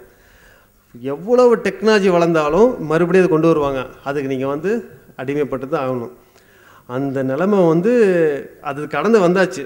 அதுக்கு வந்து நிறையா பெரிய தந்தை பெரியார் ரொம்ப முயற்சி பண்ணியிருக்காங்க. அது மட்டும் இல்லாமல் முஸ்லீம் மக்கள், அதாவது மீனாட்சிபுரத்தில் வந்து இஸ்லாத்தை நோக்கி மக்கள் வந்ததுக்கப்புறம் என்ன காரணம் யோசிச்சாங்க, இதான் காரணம். ஏன் நான் அந்த சொன்னேன்ல, ஒரு பழவூர்னு சொல்லி ஊர்னு சொன்னேன் இல்லைங்களா, பக்கத்தில் ஆறாள்வாய்மொழி பக்கத்தில் தெரியும் நினைக்கிறேன். உங்களுக்கு பக்கமா? இங்கேருந்து பக்கமா? ஆறாள்வாய்மொழி, பழவூர், நாவர்கள் பக்கமா? அங்கே இப்போ நான் அன்றைக்கி போயிருந்தப்போ கூட பார்த்தீங்கன்னா, நாங்கள் வெளியூரில் வந்து வந்திருக்கோமா, நாங்கள் யாரும் தரல. டீ கடைக்கார்ட்ட போய் டீ கேட்குறோம். அவருக்கு எந்த கிளாஸ் போட்டு கொடுங்க, ஒரே கன்ஃபியூஷன். நான் வேறு சிவப்பு வெள்ளையாக இருக்கேன்னா நல்ல கிளாஸில் கொடுக்குறதா? ஏன்னா வந்து இப்போ தலித் மக்களும் ஓரளவுக்கு எல்லாமே இருக்காங்களா, கலரை வச்சு முடிவு பண்ண முடியாதுல்ல. நான் வந்திருக்கிறது அவங்க வீட்டுக்கு, சொந்தக்காரங்களாம் தெரியாது. அப்போ வந்து தம்பி உங்கள் பேர் அப்படின்னாரு. நான் பழைய பேர் தான் சொன்னேன். அப்படியா, நீங்கள் என்ன ஆளுங்க அப்படின்னு. நாங்கள் எல்லாம் இந்தியர்கள் அப்படின்னு. அப்போது வந்து அவருக்கு திமிரா பேசுகிறோம் அப்படிங்கிறதுக்காக டீயில் இல்லைன்ட்டார். இல்லைங்களா, ஒரே ஒரு டீ கடை தான் இருக்காங்க. அப்போ நாங்கள் என்ன பண்ணோம், டீ குடிக்கணும். ஏன்னா சக்கரை பை தெரியும், டீ அடிக்க அதிகமாக குடிப்பேன். அப்போ தான் அப்படி தான், இது ஊட்டியில் கிடச்ச பழக்காது. அப்போ டீ குடிக்கணும். ஸோ அந்த வீட்டில் ரொம்ப துக்கமாக இருந்தாலும் டீ போடலை எதுவுமே. அப்போ வந்து மறுபடியும் நான் கடைக்காரை கூப்பிட்டு பேசுகிறேன். அப்போலாம் தாவாவோட, அதாவது தாவா செய்யக்கூடிய ஆரம்ப காலகட்டனாலும் எப்படியா சொல்லிடணும்னு, ஏன்னா சொல்லாமல் போயிட்டோன்னு வச்சுங்களேன், ஒரு மாதிரியாக ஒன்று நான் மௌத்தாரு இல்லை அவரும் மௌத்தாரு. நான் மௌத்தாரு கூட வேற சொல்லலாம், ஆனால் எனக்கு அந்த இது இதாயிரும்ல, ஒருவேளை அதனால் சொல்லணும் அப்படின்ட்டு நான் அவர் கூப்பிட்டு சொல்லுவேன். நான் வந்து ஹிந்துங்க, ஆனால் இப்போ நான் முஸ்லீம். அப்போ ரெண்டுமே அவருக்கு பிரச்சனை கிடையாது. ஹிந்துவில் வந்து உயர் ஜாதி பிரச்சனை கிடையாது, முஸ்லீம்லாம் பிரச்சனை கிடையாது. அப்போ உங்களுக்கு என்ன தாங்க பிரச்சனை அப்படின்னு, இந்த எஸ்சி அவங்க தான் அப்படின்னாரு. அப்போ அவர்கிட்ட ஒரே கேள்வி கேட்டேன், ஒரு எஸ்சி முஸ்லீம் ஆகிட்டா பிரச்சனை இல்லை, அதை தாயே நாங்களும் சொல்கிறோம். ஒரு எஸ்சி முஸ்லீம் ஆகிட்டா பிரச்சனை இல்லை, நீ வந்து ஒரே கிளாஸில் இது கொடுப்பனா, அப்போ வந்து என்ன அவனோட எங்கே மாறுது, அவனோட இது பிறப்பில் மாற்ற முடியாது. அப்போ நீ அப்படி எழுதி வச்சுருக்கேன், மனு தர்மத்தில் பிறப்பால் மாற்ற முடியும்னு சொல்லி எழுதி வச்சுட்டேன். அப்போ உனக்கு என்ன தான் பிரச்சனை, எங்கேருந்து பிரச்சனை ஸ்டார்ட் ஆகுது? ரொம்ப நேரம் அவருக்கு வந்து பேசினா, நம்ம வந்து எப்படின்னா ஹிந்துவில் வந்து முஸ்லீம் ஆகிட்டார், அப்போ ரெண்டும் பிரச்சனை இல்லை. அவர் பார்த்தா ரொம்ப கேஷுவலாக பேசி, அவர் நான் ஃபுல் டைம் அவர் கடையில் இருந்தேன், நிறைய அவர் சொன்னேன். அவருக்கு இது உடனேலாம் மாற்றிக்க முடியாது தம்பி, அது என்ன நான் சொன்னது தீண்டாமை மட்டும் தான் சொல்லிச்சு. இஸ்லாத்துக்கு வாங்கின வந்து அதுக்கப்புறம் தான் அழைப்பு கொடுத்துச்சு, உடனே மாற்றிக்க முடியாது. இப்போ நான் வந்து இந்த கிளாஸில் எல்லாத்துக்கும் கொடுத்தேன்னா ஒரு பையன் என் கடை டீ குடிக்கிற மாட்டான். இந்த இருக்கிற கொஞ்சம் பேர் தான் வருவாங்க, ஒரு தெரு மொத்தம் அந்த தலித் மக்கள் இருக்காங்க, அவங்க மட்டும் தான் வருவாங்க, வேறு யாரும் வரமாட்டாங்க. அப்போ நான் வியாபாரத்தை பார்க்கணும் அப்படின்னு அதுக்கு என்ன பண்ண ஒரு ஐடியா சொல்லி கொடுத்தேன். அது வந்து செஞ்சுருக்கக்கூடாது, ஏன்னா மற்ற அந்த சமுதாய மக்களுக்கு வந்து மனம் பாதிக்காமல் இருக்கணும் அப்படிங்கிறதுக்காக டிஸ்போசபிள் கிளாஸில் கொடுத்துறாங்க. பொதுவாக எல்லாத்துக்கும் ஒரே மாதிரி போயிட்டோம், நீங்கள் வந்து கொஞ்சம் கொஞ்சமாக இது வந்து மக்களுக்கு எத்தி வைங்க. ஏன்னா அவரை வந்து போய் இதுதான் சொல்கிறேன், அவரை போய் நான் நெருங்கி பேசினால தான் தெரிஞ்சு அவரோட மனநிலை என்னன்னு. இல்லை நான் வந்து மேலாட்டமாக பேசியிருந்தேன் வச்சுங்களேன், நான் பாட்டு போயிட்டே இருப்பேன், அவரை வந்து ஒரு மோசமானவராக வந்து நான் நினச்சிருப்பேன். அந்த ஒரு இந்து சோதரை வந்து நெருங்கி போய் அவர் வந்து ஒரு உயர்ந்த குலம், எந்த குலம் தெரியாது எனக்கு, ஏன்னா 1008 ஜாதி இருக்குது, எந்த ஜாதி நம்ம சொல்கிறது. அப்போ அந்த சோதரை வந்துட்டு நெருங்கி போய் பேசுகிறவுடனே அவர்கிட்ட இருக்குது, அதாவது நான் ஜக்கரே போய் கூட என்கிட்ட கேட்பார், பரவாயில்ல எப்படி போய் நீங்கள் சொல்லுங்கன்னு. நான் வந்து சொல்லிக் கொடுக்குறதுக்குலாம் இதில் எதுவும் கிடையாது, எனக்கு என்னோட இயல்பே தான். நான் வந்து இதுக்காக ஸ்பெஷல் ட்ரைனிங்லாம் எடுத்துகிட்டு வரல. யாருமே பார்த்தீங்கன்னா உடனே போய் இம்ப்ரெஸ் பண்ணுற அளவுக்கு நான் வந்து இது பண்ணேன். ஏன்னா ஆக்சுவலாக என்னோட பர்சனல் கேரக்டர். இன்னொன்று வந்து இஸ்லாம் வந்து எனக்கு வந்து இன்னும் கொஞ்சம் உத்வேகம் கொடுக்குது, எப்படி பழகணும், ஒவ்வொரு விஷயத்தை நான் வந்து இது பண்ணுவேன். அப்போ நிறைய பேர் இந்த குரான்லாம் போய் கொடுக்குறப்ப தொடக்கூடாதுலாம் சொல்லுவாங்க, நான் தொடக்கூடாது. நிறைய பிரச்சனை சந்திச்சு தான் கோயம்புத்தூரில் வந்து தொழுதுட்டு இருக்க போய் தூக்கி அப்படியே மொதல் அப்போ தாங்க போய் தொழுதேன். கோயம்புத்தூரில் ரயில்வே ஸ்டேஷன் பக்கத்தில் தூக்கி வந்து வெளியே போயிட்டாங்க, தொழுதுட்டு இருக்க போய் தொப்பி போடல வரலாட்டுன்னு சொல்லிட்டு. இப்போ தான் கம்மியாகிடுச்சுன்னு நினைக்கிறேன். அப்போது அந்த அளவுக்கு எனக்கு கோவம் வந்துச்சு. என்ன கோவம் வந்துச்சு, முஸ்லீம் அப்போ தெரிஞ்சுக்கிட்டேன் யார் என்ன தெரிஞ்சுட்டேன். ஒரு ஆள் தொழுதுட்டுருக்கா, அப்படியே அவர் சலாம் கொடுக்குற வரைக்கும் நம்ம வெயிட் பண்ணுவோம். வெயிட் பண்ணிட்டு அவருக்கு நம்ம அது பிடிச்சி தரத்துன்னு எழுத்துன்னு வெளியே போட்டாங்க, போட பார்க்கலையா நீ அப்படின்ட்டு. நான் அப்புறம் வெளியிலேருந்து தொழுதுட்டு தான் வந்தேன். அப்போது ஒவ்வொரு இது வந்து பார்த்திங்கன்னா தாவாக்கு வந்து நம்ம போகிறப்ப வந்து முஸ்லீம்கள்ட்ட இருக்கிற ஒரு குணாதிசயம் பார்த்திங்கன்னா டிஃப்ரெண்ட்டாக இருக்குது. இந்து மக்கள்கிட்ட வந்து நம்ம நெருங்கினான்னு வச்சுங்களேன், ரொம்ப வந்து நமக்கு கேட்டு வழி திறந்துவிட்ட மாதிரி இருக்கும். அந்த சோரில் பேசினப்போ ரொம்ப திருப்தியாக வந்து அதுக்கப்புறம் வந்து 2 டைம் இதுக்கு அவரை பார்க்குறதுக்கு போனேன். அந்த கிளாஸில் இப்போ குடிச்சிட்ருக்காரு. இன்னொன்று வந்து இந்த சிடி ஒருவேளை கேட்கக்கூடிய சோரில் யாராவது இருந்தீங்கன்னா அந்த சோரை பார்த்து நீங்கள் இன்னும் கொஞ்சம் அவருக்கு இஸ்லாத்தை ஏற்றி வைங்க. ஒருவேளை இஸ்லாத்தை ஏற்றிருந்தாருன்னா அல்லாஹ் உலம் இன்ஷா அல்லாஹ் அவருக்கு அது வச்சுங்க. நேர்வழிக்காக வந்து நம்ம வந்து ஒவ்வொரு ஸ்டெப்பு எடுத்து வைக்கிறப்பையும் நமக்கு வந்து நிறைய கஷ்டங்கள் வரதான் செய்யும். எனக்கு வந்து ஏற்பட்ட கஷ்டம் அப்படின்னு கேட்டால் எனக்கு வந்து ரொம்ப ஈஸியாக வந்து ரீச் ஆவேன். எப்படின்னு கேட்டேன், எனக்கு மட்டும் இல்லை, தாவல் இருக்கிறப்ப யார்கிட்டையும் வந்து நான் வந்து முஸ்லீம்கிட்ட அதிகமாக வந்து காமிச்சிக்க மாட்டேன். நான் வந்து இஸ்லாத்தை ஏற்றுட்டேன்னு. ஆனால் நான் முஸ்லீம்கிட்ட நான் வந்து நானே சுப்பிச்சிடுவேன். ஐயா நான் இந்துவாக இருந்தேன் முஸ்லீம் ஆகிட்டேன். இதையே என்கிட்ட சொல்ல நிறைய பேர் கேட்டிருக்காங்க. நீ ஏதாவது கேட்பே இல்லை அது நான் பதில் சொல்ல மாட்டேன்னா அப்படின்னு பழகினவங்கள்ட்ட அது மாதிரி சொல்லியிருக்கேன். இன்னொரு விஷயம், அப்படி தான் ஒரு சோர் வந்து ட்ரெயினில் சந்தித்தேன். ட்ரெயினில் சந்தித்து அவர் ஒரு இப்போ மஸ்கட்டில் இருக்கார், அவர் டாக்டர் தான். அவர் வந்து இப்படி தான் பேசிட்டு போகிறப்ப வந்துட்டு அவருக்கு வந்து இஸ்லாத்தை ஏற்றி வைக்கிறப்ப வந்துட்டு டைரெக்டாக வந்துட்டு அவருக்கு வந்து சொல்லலை. மருத்துவ ரீதியாக வந்து நான் மெடிக்கல் ஃபீல்டில் தான் இருந்தேன், நான் ஹெச்ஆர் மேனேஜராக இருந்தேன். அப்போது ஒவ்வொரு விஷயம் சொல்கிறப்ப வந்து அவர் கேட்டார், தம்பி என்னை சுற்றி வருது இஸ்லாம் அப்படிங்கிறாரு. அப்புறம் தான் சொல்கிறாரு, யூகேயில் இருந்திருக்கேன், யூகேயில் வந்து எனக்கு நிறைய வந்து பார்த்துருக்காங்க மக்கள். அவங்க வந்து பெரிய தாடி வச்சுட்டு வருவாங்க, வந்து எனக்கு வந்து ப்ரௌசர் கொடுப்பாங்க, பாம்ப்ளெட் கொடுப்பாங்க, படிப்பேன். இப்படி எங்கே போனாலும் இஸ்லாமினை சுற்றி வருதுன்னு அப்போ ரொம்ப சந்தோஷப்பட்டேன். அல்ஹம்துலில்லாஹ் நம்ம மக்கள் இவ்வளோ தூரம் பறந்து விரிந்து தாவா பண்ணிகிட்ருக்காங்க அப்படின்னு நினைக்கிறப்ப வந்து அல்ஹம்துலில்லாஹ் ரொம்ப சந்தோஷமாக இருந்துச்சு.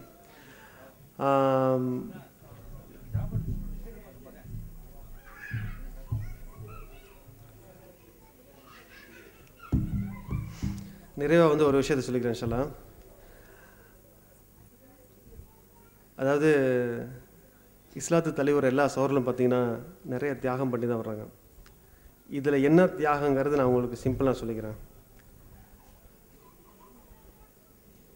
அம்மா அப்பாவை விட்டுட்டு வருவாங்க, விட்டுட்டு வர நிலைமை ஏற்படும். மறுபடியும் வந்து போய் அவங்களோட ஆக்டிவிட்டீஸை மறுபடியும் போய் உள்ளே போவாங்க. இன்னொன்று வந்து என்னோடய அனுபவத்தை நான் சொல்கிறேன். நான் வந்து அது அப்போ ஹராம், அதாவது ஒரு பெண்ணை இது விரும்பிட்டு இருந்தேன். அதாவது 5 வருஷமாக உள்ள பழக்கம், அதாவது தூக்கி போட வந்தேன். அவங்களுக்கு வந்து நீ இஸ்லாத்தை ஏற்றுக்கன்னு சொல்லி நம்ம விளக்க அறிவுரெலாம் சொல்லப்பட்டுச்சு, கேட்கல. நான் ஒரு இடத்துல என்னோடய குடும்பத்தில் வந்து ஒரு கல்யாணம், அந்த கல்யாணத்தில் போய் வந்து நிறைய நான் அனுபவப்பட்டேன். தனிமைப்படப்பட்டாங்க, யாருமே என்கிட்ட பேசலை. இதில் ஏன் சொல்கிறேன்னா, அங்கே தான் அப்படி இருந்துச்சு அப்படின்ட்டு ஒரு பெருநாள் வந்துச்சு. கோயம்புத்தூரில் தான் இருந்தேன். அந்த பெருநாள் அப்போ பார்த்தீங்கன்னா முதல் நாள் வரைக்கும் என் கூட இருந்த எல்லா சோரிலும் பார்த்தீங்கன்னா அடுத்த நாள் மிஸ்ஸிங். அன்றைக்கி வந்து நான் தனியாக உட்காந்துருந்தேன். ஏன் அப்படின்னா அவங்கள சொல்லி குத்தம் கிடையாது, அவங்கவுங்க குடும்பத்தோட சந்தோஷமாக இருக்கணும்ல, அவங்க குடும்பத்துக்கு செய்ய வேண்டிய கடமை இருக்குது. அதனால் என்ன பண்ணாங்க, அவங்க வந்து என்னை விட்டுட்டு போயிட்டாங்க. இது வந்து 2-3 பெருநாள் தொடர்ந்துட்டே இருந்துச்சு. அதனால் இன்றைக்கி வந்து நாங்கள் அங்கே செஞ்சிட்ருக்கோம் அஜ்மானில். இன்ஷா அல்லாஹ் முடிஞ்சால் இங்கே செஞ்சுறாங்களா எனக்கு தெரியாது. இருக்கிற வந்து எல்லா இஸ்லாத்தை ஏற்றுக்கக்கூடிய எல்லா சோரில் வந்து அன்றைக்கி வந்து ஒரு குடும்பமாக நாங்கள் ஜாயின் பண்ணிக்குவோம். அவங்க வந்து அபுதாபில் இருப்பாங்க, துபாய், எல்லா இடத்துல இருக்கவங்க என்ன பண்ணுவாங்க, நாங்கள் ஒன்றிணைச்சு அங்கே என்ன நம்ம சென்டர் வச்சு நடத்துகிறோம் இல்லைங்களா, அங்கே வந்து ஆடு வாங்கி எல்லாம் அறுத்து ஏதோ ஒன்று பண்ணி பிரியாணி செஞ்சு அன்றைக்கும் அடுத்த நாள் நாங்கள் வந்து ஒரு மாரி கெஸ்ட்டாக கூட கூப்பிட்ருந்தோம். வேறு ஜகரியா பாய் ஒரு ப்ரோக்ராம்லாம் நடத்தி கொடுத்துட்டு போனார். அதாவது எல்லோரும் வச்சு ஒரு குவிஸ் ப்ரோக்ராம் அந்த மாதிரி நாங்கள் வெளியில் போய் பண்ணோம். அதனால் அதிகபட்சமாக வரக்கூடிய அந்த இஸ்லாத்தில் வரக்கூடியவங்களுக்கு நம்மளால் என்ன சப்போர்ட் பண்ண முடியும், இல்லை சப்போர்ட் பண்ணுற அந்த தாவா சென்டருக்கு நம்ம என்ன பண்ண முடியும். ஏன்னா இன்னும் இந்த பில்டிங் ரொம்ப நாளாக சொல்லிட்டு இருக்காரு. எங்கள் ஊரில் சொல்கிறல, எங்கள் ஊரில் வந்து ஒரு தர்கா இருந்துச்சு, இடிக்கணும்னு சொல்லி நாங்கள் பிளான் பண்ணோம். இடிச்சாச்சு, இடித்து அந்த இடத்துல ரோடு போட்டாச்சு. ஆனால் அதை விட சூப்பராக 4 தடவை கட்டிட்டாங்க. நம்ம அந்த ஒரு தாவா சென்டர் கட்டுறதுக்கு இன்னும் வந்து இழுத்துக்க பறிச்சுக்கிட்டு இருக்குது. பொருளாதாரம் ஒரு பிரச்சனை தான். ஆனால் இது வந்து ஒவ்வொரு வருடம் வந்து மக்கள் அதிகமாகிட்டே வர்றாங்க. இஸ்லாத்து தழுவி வரக்கூடிய மக்கள் வந்து அதிகமாகிட்டே வர்றதுனால நம்மளும் நம்ம அந்த வசதிகளை வந்து பெருக்கி தான் ஆக வேண்டியதாக இருக்குது. முன்னாடி வந்து சின்ன கோயம்புத்தூரில் இருந்தவங்களும் நல்லா தெரியும், ஓலைப்பள்ளின்னு சொல்லுவோம். ஓலையில் மேய்ஞ்ச ஒரு பள்ளி தான் மஸ்ஜிதுல் முஸ்லீம்னு சொல்லிட்டு வின்சன் ரோட்டில் இருந்துச்சு. நாங்களாம் போய் தொழுவோம், இடமே இருக்காது, மொத்தத்தில் பிளாக் ஆகும் எல்லாம். அப்போது இன்றைக்கி வந்து அல்ஹம்துலில்லாஹ் அந்த பள்ளியில் பெரிய இது பண்ணி பெண்களுக்கு தனியாக வச்சு எல்லாமே எல்லாம் சிறப்பாக வச்சுருக்காங்க. அப்போது அதுவும் நிறைய நாட்கள் எடுத்துச்சு. அப்போ இருந்துச்சு அந்த தாவா சென்டர் இன்னும் வளர்கிறதுக்கு நம்மளால் என்னென்ன முயற்சி பண்ண முடியும், என்னென்ன சப்போர்ட் பண்ண முடியும். ஜக்கரியா பாய் சொன்னார்ல, ஆடு கொண்டு வருவாங்க, அரிசி கொண்டு வருவாங்க, இது கொண்டு வருவாங்க. இது வந்து ஒவ்வொரு பைசா வந்து மறுமையில் வந்து நமக்கு பல மடங்கு இன்ஷால்லா அதிகமாக கிடைக்கும். அதில் எந்த ஒரு இதுவும் கிடையாது. நம்ம இன்றைக்கி வைத்து வைக்கிற ஒவ்வொரு ஸ்டெப்பாகட்டும், செலவு செய்யக்கூடிய ஒவ்வொரு பைசாவாகட்டும், எல்லாமே வந்து ஒரு குரான் சொல்லிட்டு பண்ணலாம். ஃபமையாமல் மிஸ்கால தர்ரத்தின் ஹைரையர ஃபமையாமல் மிஸ்கால தர்ரத்தின் ஷர்ரையர. நம்ம செய்யக்கூடிய ஒவ்வொரு அணு அளவு துக்கம், அது நன்மையாக இருந்தாலும் சரி தீமையாக இருந்தாலும் சரி, கண்டிப்பாக மறுமையில் நம்ம வந்து அதை நம்ம அனுபவிச்சு ஆகும்.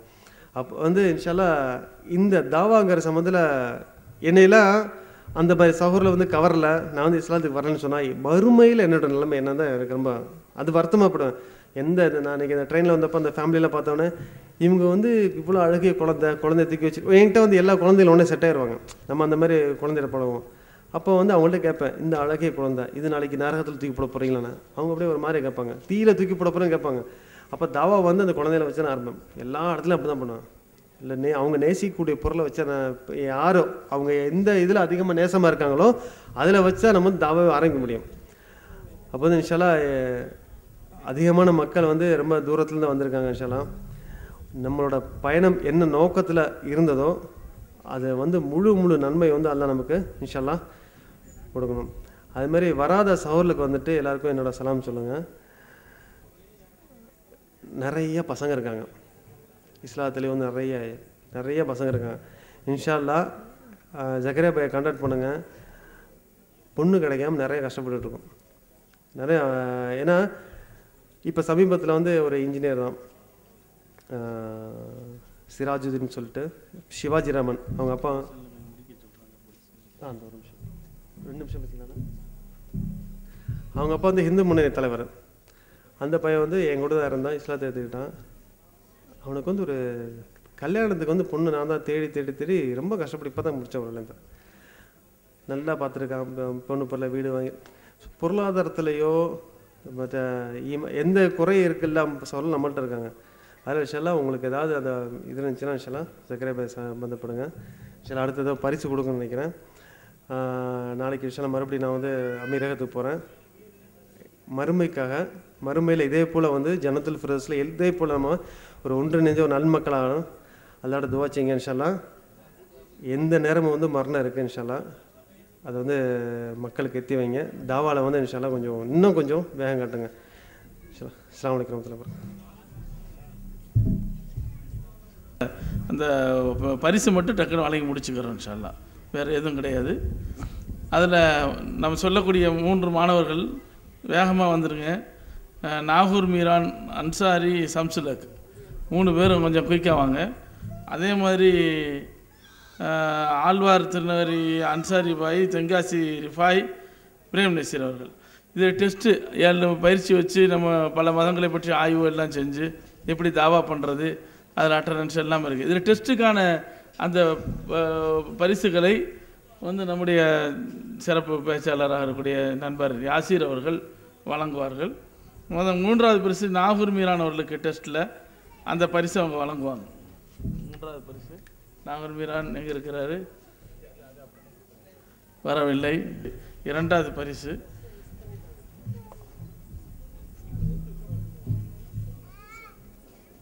ஃபோட்டோ எடுக்கணும். 1வது பரிசு அதே மாதிரி இந்த பரிசுகளும் அது தென்காசி சேர்ந்த பிரேம் நசீர் அவர்களுக்கு சர்டிஃபிகேட்லாம் இருக்குது, கொடுக்க நேரம் இல்லை, அதை வாங்கிக்கிங்க. அல்லாஹ் அக்பர். 2வது பரிசு தென்காசி ரிஃபாய் அவர்களுக்கு.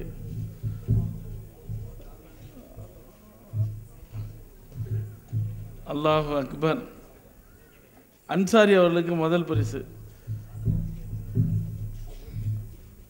அதில் பெண்கள்லையும் அதே மாதிரி ரெடியாக இருங்க. கொஞ்சம் நான் சொல்லக்கூடிய ஆட்களுக்கு கொடுத்துருங்க. RS ஆயிஷா ரஹ்மா அவர்களுக்கு கொடுங்க. அதில் போட்டிருக்கோம் TREன்னு போட்டிருக்கோம். அதில் 1. MI சமானா பானுங்க 2வது பரிசு கொடுங்க. சகோதரி எம்ஐ சஹானா பானு. 3வது SS லுத்ஃபியா, சகோதரி லுத்ஃபியா. அப்புறம் அட்டண்டன்ஸு மற்ற எல்லாத்துக்கும் சேர்த்து 3 பரிசு. முதலாவது பரிசு வந்து ஆயிஷா ரஹ்மா, அவங்க கையிலே கொடுத்துருங்க. 2வது பரிசு ரஷீதா பேகம், சகோதரி ரஷீதா பேகம். 3வது பரிசு எம்ஐ சபானா பானு. இந்த பரிசு கொடுத்துருங்க, சர்டிஃபிகேட்டை வாங்கிங்க. ஜஸாக்கல்லாஹ் ஹைர். இவ்வளோ நேரம் காத்து இருந்ததுக்கு, எங்களுடைய நேரத்துக்கு மேலே எடுத்ததுக்கு காவல்துறைக்கு நாங்கள் நன்றி தெரிவிச்சுக்கிறோம். இந்த நிகழ்ச்சி சிறப்பாக நடைபெற்றதுக்கு எல்லாம் வல்ல அல்லாஹ் நமக்கு அருள் செய்தனால, அல்லாஹ்வுடைய கிருபையினால அந்த நிகழ்ச்சிகளை நிறைவு செய்தோம். பயணம் செல்லக்கூடியவங்க தங்கிட்டு போகலாம். உணவு வந்து வாங்குறவங்க சிலர் வாங்கிட்டாங்க, சிலர் வாங்காமல் இருக்காங்க.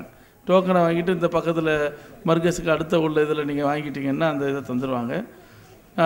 தங்குறவங்க தங்கிட்டு போகலாம். ரொம்ப தூக்கம் இருக்குது அப்படின்னா மெதுவாக போங்க. வாகனத்தில் போகிறவங்க மெல்லமாக போங்க. டிரைவரை மாற்றி கொண்டு கூப்பிட்டு போங்க.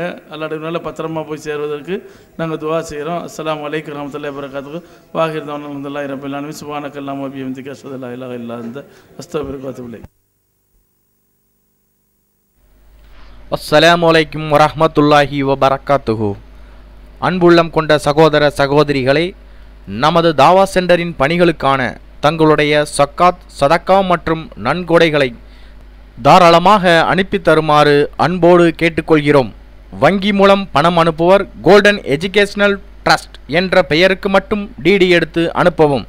அனுப்ப வேண்டிய முகவரி centre for social harmony, Dawah centre, number 228 Aliya street, Kayalpattinam, pincode number 628201, Thoothukudi district, Tamil Nadu, India. Phone number 04639283844, 98421177609. Email ceskpm@yahoo.com. Web www.ceskh.in.